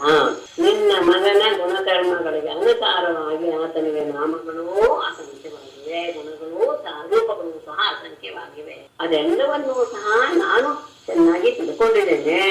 ಆದರೆ ಸಾಮಾನ್ಯ ಜನರಿಗೆ ಇದು ಯಾವುದೂ ಸಹ ಗೊತ್ತಿಲ್ಲ. ಇಷ್ಟು ಈ 2 ಶ್ಲೋಕವನ್ನ ಆತ ಪರಮಾತ್ಮನೇ ಎನ್ನುವುದನ್ನ ತಿಳಿಸುವಂತಹ ಸೂಕ್ಷ್ಮವಾದ ಮಾತಿನಲ್ಲಿ ಹೇಳಿದ ಅಷ್ಟೇ. ಆಮೇಲೆ ಹಿಂದಿನ ಏನೇನೋ ಪ್ರಕರಣ ನಡೀತಲ್ಲ ಅದೆಲ್ಲ ಮತ್ತೆ ಇನ್ನೇನೋ ತೊಂದರೆ ಆಗತ್ತಾ ಎನ್ನುವ ಭಾವ ಇದ್ರೆ ಆನಂದನ ಮನಸ್ಸಿನಲ್ಲಿ ಮಾತ್ರ ಶ್ರೇಯ ಗೋಪ ಗೋಪುಲನಂದನ ಅನೇನ ಸರ್ವದುರ್ಗಾಣಿ ಯೂಯಮಂಜಸ್ತರಿಷ್ಯಥ ಏಷಃ. ಕೇಳಿಸ್ತಿಲ್ಲ ಅಲ್ವಾ? ಕೇಳಿಸ್ತಾ ಇಲ್ಲ. ಇವನು ನಿಮಗೆ ಎಲ್ಲ ರೀತಿಯ ಏಷವಃ ಶ್ರೇಯಃ ಆಧಾಸ್ಯತ್ ಗೋಪ ಗೋಕುಲ ನಂದನಃ ಯೂಯಂ ಸರ್ವದುರ್ಗಾಣಿ ಅನೇನ ಅಂಜಃ ತರಿಷ್ಯಥ. ಏಷಃ ವಹ ಶ್ರೇಯಃ ಆಧಾಸ್ಯತ್, ಇವನು ನಿಮಗೆ ಎಲ್ಲ ರೀತಿಯ ಮಂಗಳವನ್ನು, ಕಲ್ಯಾಣವನ್ನು, ಶ್ರೇಯಸ್ಸನ್ನು ಉಂಟು ಮಾಡ್ತಾನೆ. ಆಧಾಸ್ಯತಿ ಅಂತ ಇರಬೇಕು, ಅದು ಆಧಾಸ್ಯತ್ ಅಂತ ಆಗಿದೆ. ಅಶತ್ವ ಇಟ್ಕೊಳ್ಬೇಕು. ಅಂದ್ರೆ ನಿಮ್ಗೆ ಎಲ್ಲರಿಗೂ ಎಲ್ಲ ರೀತಿಯ ಶ್ರೇಯಸ್ಸನ್ನು, ಮಂಗಲವನ್ನು ಉಂಟು ಮಾಡ್ತಾನೆ ಇವನು. ಅಷ್ಟೇ ಎಲ್ಲ ಗೋಪ ಗೋಕುಲ ನಂದನ, ಗೋಪಾಲಕರಿಗೂ ಗೋವಿನ ಸಮೂಹಕ್ಕೂ ಎಲ್ಲರಿಗೂ ಸಹ ಆನಂದವನ್ನು ಉಂಟು ಮಾಡುವವನು. ಮತ್ತೆ ನೀವೇವು ಸರ್ವದುರ್ಗಾಣಿ, ಎಲ್ಲ ರೀತಿಯ ವಿಪತ್ತುಗಳನ್ನು ಸಹ ಅನೇನ ಇವನಿಂದ ಅಂಜಹ ಸುಲಭವಾಗಿ ತರಿಷ್ಯತ ದಾಟಿ ಬಿಡ್ತೀರಾ. ಬರುತ್ತೆ, ನಿಮ್ಗೂ ಸಹ ಅನೇಕ ವಿಪತ್ತುಗಳು ಬರುತ್ತೆ. ಆದರೆ ಅವೆಲ್ಲವನ್ನು ಸಹ ನೀವು ಸುಲಭವಾಗಿ ದಾಟ್ತೀರಾ. ಇವನು ನಿಮ್ಮ ಮಂಗಳಕ್ಕೆ ಇವನ ಕಾರಣನಾಗ್ತಾನೆ. ಗೋಪಾಲಕರಿಗೂ ಗೋಕುಲಗಳಿಗೂ ಗೋವಿನ ಸಮೂಹಕ್ಕೂ ಎಲ್ಲರಿಗೂ ಸಹ ಆನಂದವನ್ನು ಉಂಟು ಮಾಡ್ತಾನೆ. ಮತ್ತೆ ಇವನ ಸಾಮರ್ಥ್ಯ ಎಂತದ್ದು ಅಂದರೆ ಪುರಾಣೇನ ವ್ರಜಪದೆ ಸಾಧು ಓದಸ್ಸು ಪೀಡಿತಾ ಅರಾಜಕೆ ರಕ್ಷ್ಯಮಾಣ ಯಜ್ಞು ದಸ್ಯೂನ್ ಸಮೇಧಿತಾಃ. ಪ್ರಜಪತೆ, ಈ ಗೋಕುಲಕ್ಕೆ ಒಡೆಯನ ಪ್ರಜಪತೆ ಪುರಾ ದಸ್ಯು ಪೀಡಿತಾಃ ಸಾಧವಃ ಅರಾಜಕೆ ಪುರಾ ಅರಾಜಕೆ ದಸ್ಯು ಪೀಡಿತಾಃ ಸಾಧವಃ ಅನೇನ ರಕ್ಷ್ಯಮಾಣಾಃ ಸಮೇಧಿತಾಃ ದಸ್ಯೂನ್ ಜಿಗ್ಯುಃ. ಪುರಾ ವ್ರಜಪತೆ ನಂದನೆ, ಪುರಾ ಹಿಂದೆ, ಅರಾಜಕೆ ಅಂದ್ರೆ ಭೂಮಂಡಲದಲ್ಲಿ ಯಾರೂ ರಾಜರಿಲ್ಲದೆ ಇರುವಂತಹ ಸಂದರ್ಭ ಒಮ್ಮೆ ಬಂದಾಗ ಆ ಸಂದರ್ಭದಲ್ಲಿ ಕಳ್ಳರು ಭಕ್ತರು ಎಲ್ಲರೂ ಸಹ ಹೆಚ್ಚಿಸ್ಕೊಂಡ್ಬಿಡ್ತಾರೆ. ಯಾಕೆಂದ್ರೆ ತಮ್ಗೆ ಯಾರು ಶಿಕ್ಷೆ ಮಾಡೋರಿಲ್ಲ ಅನ್ನೋ ಕಾರಣ. ದಶಪೀಡಿತಾಃ ಸಾಧವ, ದುಷ್ಟರಿಂದ ಪೀಡೆಗೆ ಒಳಗಾದಂತಹ ಸಜ್ಜನರು ಅನೇನ ರಕ್ಷ್ಯಮಾಣಾಃ, ಈ ನಿನ್ನ ಮಗ ಈಗಿದಾನಲ್ಲ ಅವನ ಹಿಂದೆ ಅವರನ್ನೆಲ್ಲ ರಕ್ಷಣೆ ಮಾಡಿ ಅಷ್ಟೇ ಇಲ್ಲ ಅವರಿಗೆಲ್ಲರಿಗೂ ಸಹ ಸಮೇಧಿತಾಃ, ಅವರೆಲ್ಲರಿಗೂ ಸಹ ಬಲವನ್ನು, ಶಕ್ತಿಯನ್ನು ಉಂಟು ಮಾಡಿ ಅವರೇ ದಸ್ಯುಂಟಿದ್ದು, ಅವರೇ ಆ ದರೋಡೆಕೋರನ್ನ, ಲೂಟಿಕೋರನ್ನ ಅವರೇ ಗೆದ್ರು. ಅದುವೇ ಅಂದ್ರೆ ಇವನು ತಾನು ಹೋಗಿ ಅವ್ರನ್ನ ನಾಶ ಮಾಡಲಿಲ್ಲ, ಆ ಬಂದಂತಹ ಹಾದುಗಳಿಗೆ ಆ ರೀತಿಯ ಬಲವನ್ನು ತುಂಬಿ ಅವರೆಲ್ಲರೂ ಸಹ ಅವರನ್ನ ಎದುರಿಸಿ ಅವರನ್ನೆಲ್ಲ ನಾಶ ಮಾಡುವ ಹಾಗೆ ಈತ ಶಕ್ತಿಯನ್ನು ಕೊಟ್ಟಿದ್ದ. ಅಂತಹ ಮಹಾಬ್ರಹ್ಮಶಾಲಿಯಾದವನು ನಿನ್ನ ಮಗ. ಆ ರಕ್ಷಣೆಯಲ್ಲಿ ಸಜ್ಜನರು ತಾವು ಬಲಶಾಲಿಗಳಾಗಿ ಆ ದುಷ್ಟರನ್ನ ಅವರು ಎದ್ದು ಬಿಟ್ಟಿದ್ರು. ಮತ್ತೆ ಇನ್ನೂ ಏನು ಸಾಮರ್ಥ್ಯ, ಏಟ ಸಿಂಹ ಭಾಗಾಹ ಪ್ರೀತಿಂ ಕುರ್ವಂತಿ ಮಾನವಾಹ ನಾರಯೋಭಿಭವಂತ್ಯೇತಾನ್ ವಿಷ್ಣು ಪಕ್ಷಾನಿ ವಾಸುರಾಹ. ಯೇ ಮಾನವಾಹ ಏತಸ್ಮಿನ್ ಪ್ರೀತಿಂ ಕುರ್ವಂತಿ ಮಹಾಭಾಗಾಹ. ನಾನು ಹೀಗೆ ಅನ್ನ ಮಾಡಿದ್ದೇನೆ, ವಿಷ್ಣು ಪಕ್ಷಾನ್ ಅಸುರಾಹ ಇವ ಏತಾನ್ ಅರಯಃ ನ ಅಭಿಭವಂತಿ. ಯಾವ ಮಾನವಾಹ ಮನುಷ್ಯರು ಏತಸ್ಮಿನ್ ಈ ನಿನ್ನ ಮಗನ ವಿಷಯದಲ್ಲಿ ಪ್ರೀತಿಯನ್ನು ಕುರುವಂತೆ ಪ್ರೀತಿಯನ್ನ ಪ್ರಕಟಪಡಿಸ್ತಾರೋ ಅವರು ಮಹಾಭಾಗಾಹ, ಅವರು ಮಹಾಪುರುಷರೇ ಅವರು. ಈತನನ್ನ ಯಾರು ಪ್ರೀತಿಸ್ತಾರೋ ಅವರು ಬಹಳ ಪುಣ್ಯಶಾಲಿಗಳಾಗ್ತಾರೆ. ಅಷ್ಟೇ ಅಲ್ಲ, ವಿಷ್ಣು ಪಕ್ಷಾನು ಅಸುರಾಹ ಇವ, ವಿಷ್ಣುವನ್ನ ಆಶ್ರಯಿಸಿದಂತಹ ದೇವತೆಗಳನ್ನ ಹೇಗೆ ಅಸುರಾಹ ರಾಕ್ಷಸರು ಗೆಲ್ಲೋದಿಕ್ಕೆ ಸಾಧ್ಯವೇ ಇಲ್ವೋ ಹಾಗೆ ಏತಾನ್ ಅಂತಹ ಮಹಾ ಭಾಗ್ಯಶಾಲಿಗಳನ್ನ ಅರಯ ಶತ್ರುಗಳು ನ ಅಭಿಭವಂತೆ ಅವರು ಗೆಲ್ಲೋದಿಲ್ಲ ಅಥವಾ ಅವರು ಆಕ್ರಮಿಸುವುದಿಲ್ಲ. ವಿಷ್ಣುವಿನ ಪಾದವನ್ನ ಆಶ್ರಯಿಸಿದಂತಹ ದೇವತೆಗಳನ್ನ ಹೇಗೆ ಅಸುರರು ಕೊಲ್ಲೋದಿಕ್ಕೆ ಜಯಿಸೋದಕ್ಕೆ ಸಾಧ್ಯವಿಲ್ವೋ ಹಾಗೆಯೇ ಇವನನ್ನ ಪೀಡಿಸುವಂತಹ ಮಾನವರು ಬಹಳ ಪುಣ್ಯಶಾಲಿಗಳು. ಅಂಥವರನ್ನ ಶತ್ರುಗಳು ಏನೂ ಮಾಡೋದಕ್ಕೆ ಸಾಧ್ಯವಿಲ್ಲ. ಮತ್ತೆ ಇವನ ಗುಣ ಎಂಥದ್ದು ಇದನ್ನು ಸಹ ಅಂದ್ರೆ ತಿಳ್ಕೊಳ್ಬಹುದು ಅಂತಾದ್ರೆ ತಿಳ್ಕೊಳ್ಳುವಂತಹ ಕೆಲವು ಶಬ್ದಗಳನ್ನೇ ಹಾಕಿದ್ದಾರೆ ವಿಶೇಷ. ತಸ್ಮಾನಂದಾತ್ಮಜೋಯಂತೆ ನಾರಾಯಣ ಸಮೋ ಗುಣೈಃ ಶ್ರಿಯಾ ಕೀರ್ತ್ಯಾನುಭಾವೇನ ಗೋಪಾಯ ಸಮಾಹಿತಃ. ತಸ್ಮಾತ್ ಅಯಂ ನಂದಾತ್ಮಜಃ ತೇ ನಂದಾತ್ಮಜಃ ಗುಣೈಃ ಶ್ರಿಯಾ ಕೀರ್ತ್ಯಾ ಅನುಭಾವೇನ ನಾರಾಯಣ ಸಮಃ. ಇಲ್ಲೇ ಇದನ್ನ ಮಾಡೋಣ, ಸಂಬೋಧನೆ ಮಾಡಿದ್ರೆ ಚೆನ್ನಾಗಿರುತ್ತೆ ಅನ್ಕೊಳ್ತೀನಿ. ಯಾಕೆಂದ್ರೆ ತೇ ನಂದಾತ್ಮಜಃ ಅಂತಿಲ್ಲ. ತಸ್ಮಾತ್ ನಂದ ಅಯಂತೆ ಆತ್ಮಜಃ ಗುಣೈಃ ಶ್ರಿಯಾ ಕೀರ್ತ್ಯಾ ಅನುಭಾವೇನ ನಾರಾಯಣ ಸಮಃ ಸಮಾಹಿತಃ ಗೋಪಾಯಸ್ವ. ನಂದನೆ ತಸ್ಮಾತ್ ಆದ್ದರಿಂದ ನಂದನೆ ಅಯಂತೆ ಆತ್ಮಜಃ ಈ ನಿನ್ನ ಮಗನು ಗುಣೈಹೇ ಗುಣಗಳಿಂದ ಶ್ರಿಯಾ ಸಂಪತ್ತಿನಿಂದ ಕೀರ್ತಿಯಿಂದ ಅನುಭಾವೇನ ಮಹಿಮೆಯಿಂದಲೂ ನಾರಾಯಣ ಸಮಃ ನಾರಾಯಣನಿಗೆ ಸಮಾನನಾದವನು ಅಂದ್ರೆ ನಾರಾಯಣನೇ ಅಂತ ಅರ್ಥ. ಹಾಗಾಗಿ ಸಮಾಹಿತ ಬಹಳ ಅಂತ ನೀನು ಇವನನ್ನ ಗೋಪಾಲ ರಕ್ಷಣೆ ಮಾಡ್ತಾ ಇರೋ. ಇವನಿಂದ ತುಂಬಾ ಒಳ್ಳೆಯದಾಗುತ್ತೆ. ಮಗನಾದ ಇವನು ಎಲ್ಲದರಿಂದ ಗುಣ ಸಂಪತ್ತು ಯಶಸ್ಸು ಮತ್ತು ಮಹಿಮೆ ಎಲ್ಲದರಿಂದಲೂ ಸಹ ನಾರಾಯಣನ ಹಾಗೇನೆ ಇದ್ದಾನೆ. ಬಹಳ ಎಚ್ಚರಿಕೆಯಿಂದ ನೀನು ಅಂದ್ರೆ ಇವೇ ಸಾಕ್ಷಾತ್ ಭಗವಂತ ಅನ್ನೋದನ್ನ ಒಂದು ಶಬ್ದ ಬಿಟ್ಟು ಉಳಿದೆಲ್ಲವನ್ನೂ ಸಹ ತಿಳಿಸಿ. ಮೇಡಮ್, ಕೃಷ್ಣ ಅನ್ನಕ್ಕೆ ಅವನ ವರ್ಣ ಒಂದೇನ ಅಥವಾ ಬೇರೆ ಏನಾದ್ರು ಬೇರೆ ಏನಪ್ಪಾ ದಶಮಸ್ಕಂದ ಆರಂಭವಾದಾಗ್ಲೇ ಎಲ್ಲ ಹೇಳ್ಬಿಟ್ಟಿದ್ದೀನಿ. ಅದೇ ಅದು ಸರಿ. ಇಲ್ಲಿ ಒಂದಷ್ಟೇನು ಆತರ ಬರೋದೇ ಇಲ್ಲ ಅಲ್ಲ, ಬರೀ ಅವನದ್ದು ವರ್ಣದ ಮೂಲಕನೇ ಹೇಳ್ತಾ ಇದಾರಲ್ಲ. ತಾನೆ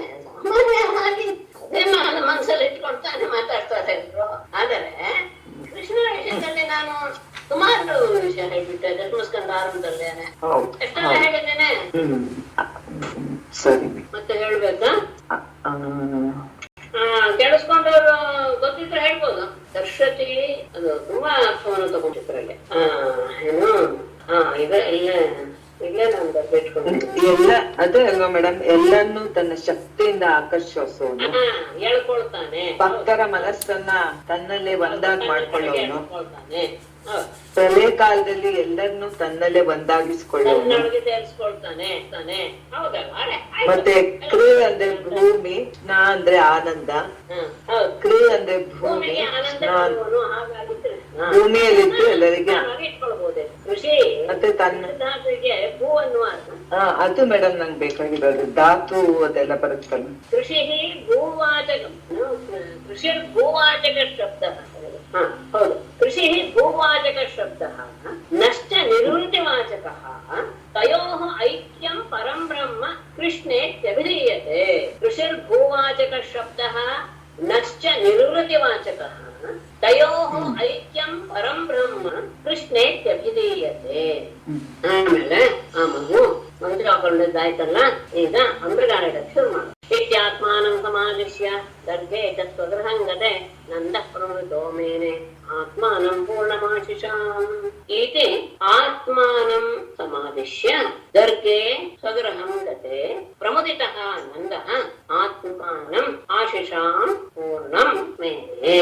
ಇತಿ ಈ ರೀತಿಯಾಗಿ ಆತ್ಮಾನಂ ಪರಮಾತ್ಮನನ್ನ ಸಮಾದಿಶ್ಯ ಅಂದ್ರೆ ಅವನ ಬಗ್ಗೆ ಹೇಳಿ, ಕೃಷ್ಣನ ಬಗ್ಗೆ ಹೇಳಿ, ಗರ್ಗೆ ಸ್ವಗೃಹಂಗತೆ ಗರ್ಗರು ತಮ್ಮ ಆಶ್ರಮಕ್ಕೆ ತೆರಳಿದ ಮೇಲೆ ಪ್ರಮುದಿತಃ ನಂದಃ ಬಹಳ ಆನಂದಗೊಂಡಂತಹ ನಂದನು ಆತ್ಮಾನಂ ತನ್ನನ್ನು ಆಶಿಷಾಂ ಪೂರ್ಣಂ ತನ್ನ ಆಸೆಗಳೆಲ್ಲವೂ ಸಹ ಪೂರ್ಣವಾಯಿತು ಅಂತ ಮೇಲೆ ಭಾವಿಸಿದ. ಕೃಷ್ಣನ ವಿಷಯವಾಗಿ ಎಲ್ಲವನ್ನು ತಿಳಿಸಿದಂತಹ ಗರ್ಗಮುನಿಗಳು ತಮ್ಮ ಆಶ್ರಮಕ್ಕೆ ಹಿಂದಿರುಗಿದರು. ಬಹಳ ಆನಂದವಾಗೋಯ್ತು ನಂದನಿಗೆ. ತನ್ನ ಎಲ್ಲ ಆಸೆಗಳು ಸಹ ಪೂರೈಸಿದ್ವು ಅಂತ ಅವನು ಭಾವಿಸ್ಕೊಂಡೆ. ಕಾಲೇನ ವ್ರತಾಲ್ಪೇನ ಗೋಕುಲೇ ರಾಮಕೇಶವೋ ಜಾನುಭ್ಯಾಂ ಸಹ ಪಾಣಿಭ್ಯಾಂ ಲಿಂಗಮಾಣೋಜ ಕ್ರತುಃ. ವ್ರಜತಾ ಅಲ್ಪೇನ ಕಾಲೇನ ರಾಮಕೇಶವವು ಜಾನುಭ್ಯಾಂ ಅಲ್ಲ ಪಾಣಿಭ್ಯಾಂ ಎರಡಾದ್ರೂ ತಗೊಂಡು ಜಾನುಭ್ಯಾಂ ಸಹ ರಿಂಗಮಾಣವು ಗೋಕುಲೆ ವಿಜಕ್ರತುಃ. ವ್ರಜತಾ ಅಲ್ಪೇನ ಕಾಲೇನ ಸ್ವಲ್ಪ ಕಾಲವು ಕಳೀತಾ ಇದ್ದೆ.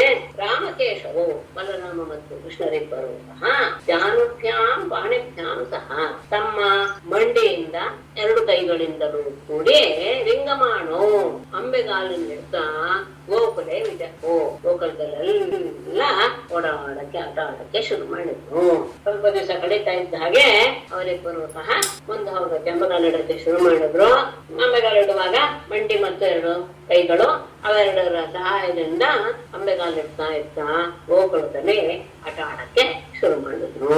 ಹೇಗಿತ್ತು ಅದು? ತುಂಬಾ ಚೆನ್ನಾಗಿ ತಗೊಂಡಿದ್ದಾರೆ ಮುಂದಿನ ಶ್ಲೋಕನ, ಅದ್ಭುತವಾಗಿದೆ. ತಾವಂಗ್ರೇ ಮನಕೃಷ್ಯ ಸರಿ ಸರ್ವಂತೌ ವಶ ಪ್ರಘೋಷ ರುಚಿರಂ ರಜಕರ್ಮ ದಿರ್ಥಮೇಶು ತನ್ನಾದ ಹೃಷ್ಟ ಮನಸೌ ಅನುಸೃತ್ಯ ಲೋಕಂ ಪ್ರಭೇದವತ್ ಉಪೇಯತುರಂತಿ ಮಾತ್ರೋಃ ತೌ ಅಂಗ್ರಿಯುಗ್ಮಂ ಅನುಕೃಷ್ಯ ವ್ರಜಕರ್ದಮೇಶು ತದೀಸೃಪ್ತೌ ಘೋಷ ಪ್ರಘೋಷ ರುಚಿರಂ ತನ್ನಾದ ಹೃಷ್ಟ ಮನಸೌ ಲೋಕಂ ಅನುಸೃತ್ಯ ಮುಗ್ಧ ಪ್ರಭೇದವತ್ ಮಾತ್ರೋಃ ಅಂತೆ ಉಪೇಯತುಃ. ತೌ ಅವರಿಬ್ಬರು ಸಹ ಅಂಗ್ರಿಯುಗ್ಮಂ ಎರಡು ಕಾರುಗಳನ್ನು ಅನುಕೃಷ್ಯ ಎಳೆತ ವ್ರಜಕರ್ದಮೇಶು ಆ ಗೋಕುಲದ ಆ ಕೆಸರಿಗೆ ಸರೀಸೃಪಂತೋ ಹೆಜ್ಜೆ ಇಡ್ತಾ ಅಂದ್ರೆ ಮುಂದೆ ಹೋಗ್ತಾ ಹೋಗ್ತಾ ಅಂದ್ರೆ ಎಲ್ಲ ಕೆಸರು ಬಳ್ಕೊಂಡಿದ್ದಾರೆ. ಹೋಗ್ತಾ ನಡೀತಾ ಇದ್ದಾಗ ಘೋಷ ಪ್ರಘೋಷ ರುಚಿರಂ ಅವರ ಆ ಕಂಠದಲ್ಲಿದ್ದಂತಹ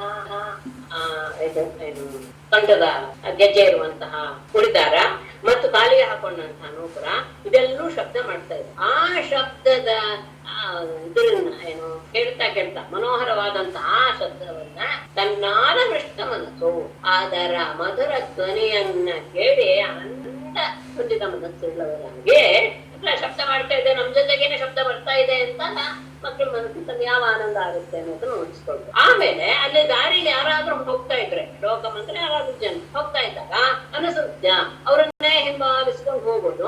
ಆಮೇಲೆ ಸ್ವಲ್ಪ ಹೊತ್ತಾದ್ಮೇಲೆ ಅಯ್ಯೋ ನಮ್ಮವ್ರಲ್ಲ ಅಂತ ಗೊತ್ತಾದ್ಮೇಲೆ ಪ್ರಭೀತವತ್ತು ಗೊತ್ತಾಗದೆ ಮಾಡ್ಬಿಟ್ಟೆ ತಪ್ಪು ಅಂತ ಹೇಳಿ ಹೆದರ್ಕೊಂಡ್ರ ಹಾಗೆ ಮಾತ್ರೋಹೋ ಅಂತೆ ಉಪೇಯತು ತಾಯಿಯಂದಿರ ಬಳಿಗೆ ಓಡಿ ಬರ್ತಾ ಇದ್ರು. ಕಾಲ ಎಳೆದು ಹಾಕ್ತಾ ಇದ್ದಂತಹ ಮಕ್ಕಳು ತಮ್ಮ ಕಾಲ್ಗೆಜ್ಜೆಗಳು ಉಡಿದಾರಗಳ ಆ ಇಂಪಾದಂತಹ ಶಬ್ದವನ್ನ ಕೇಳ್ತಾ ಆನಂದ ಪಡ್ತಾ ನಡೀತಾ ಇದ್ರು. ಆಗ ಓಡಾಡ್ತಾ ಇದ್ರು. ಆಗ ದಾರಿಯಲ್ಲಿ ಯಾರಾದ್ರೂ ಬೇರೆಯವರು ಕಂಡ್ರೆ ಅವರನ್ನೇ ಹಿಂಬಾಲಿಸ್ಕೊಂಡು ಹೋಗ್ತಿದ್ರು. ಅಂದ್ರೆ ಆ ಶಬ್ದವನ್ನ ಕೇಳ್ತಾ ಮರಳಾಗಿ ಯಾರೋ ಇದ್ದಾರೆ ನಮ್ಮವರೇ ಅನ್ಕೊಂಡು ಹಿಂದೆ ಹೋಗ್ತಾರೆ, ಹೆಸರಿನಲ್ಲಿ ಓಡಾಡ್ತಿದ್ದಾರೆ.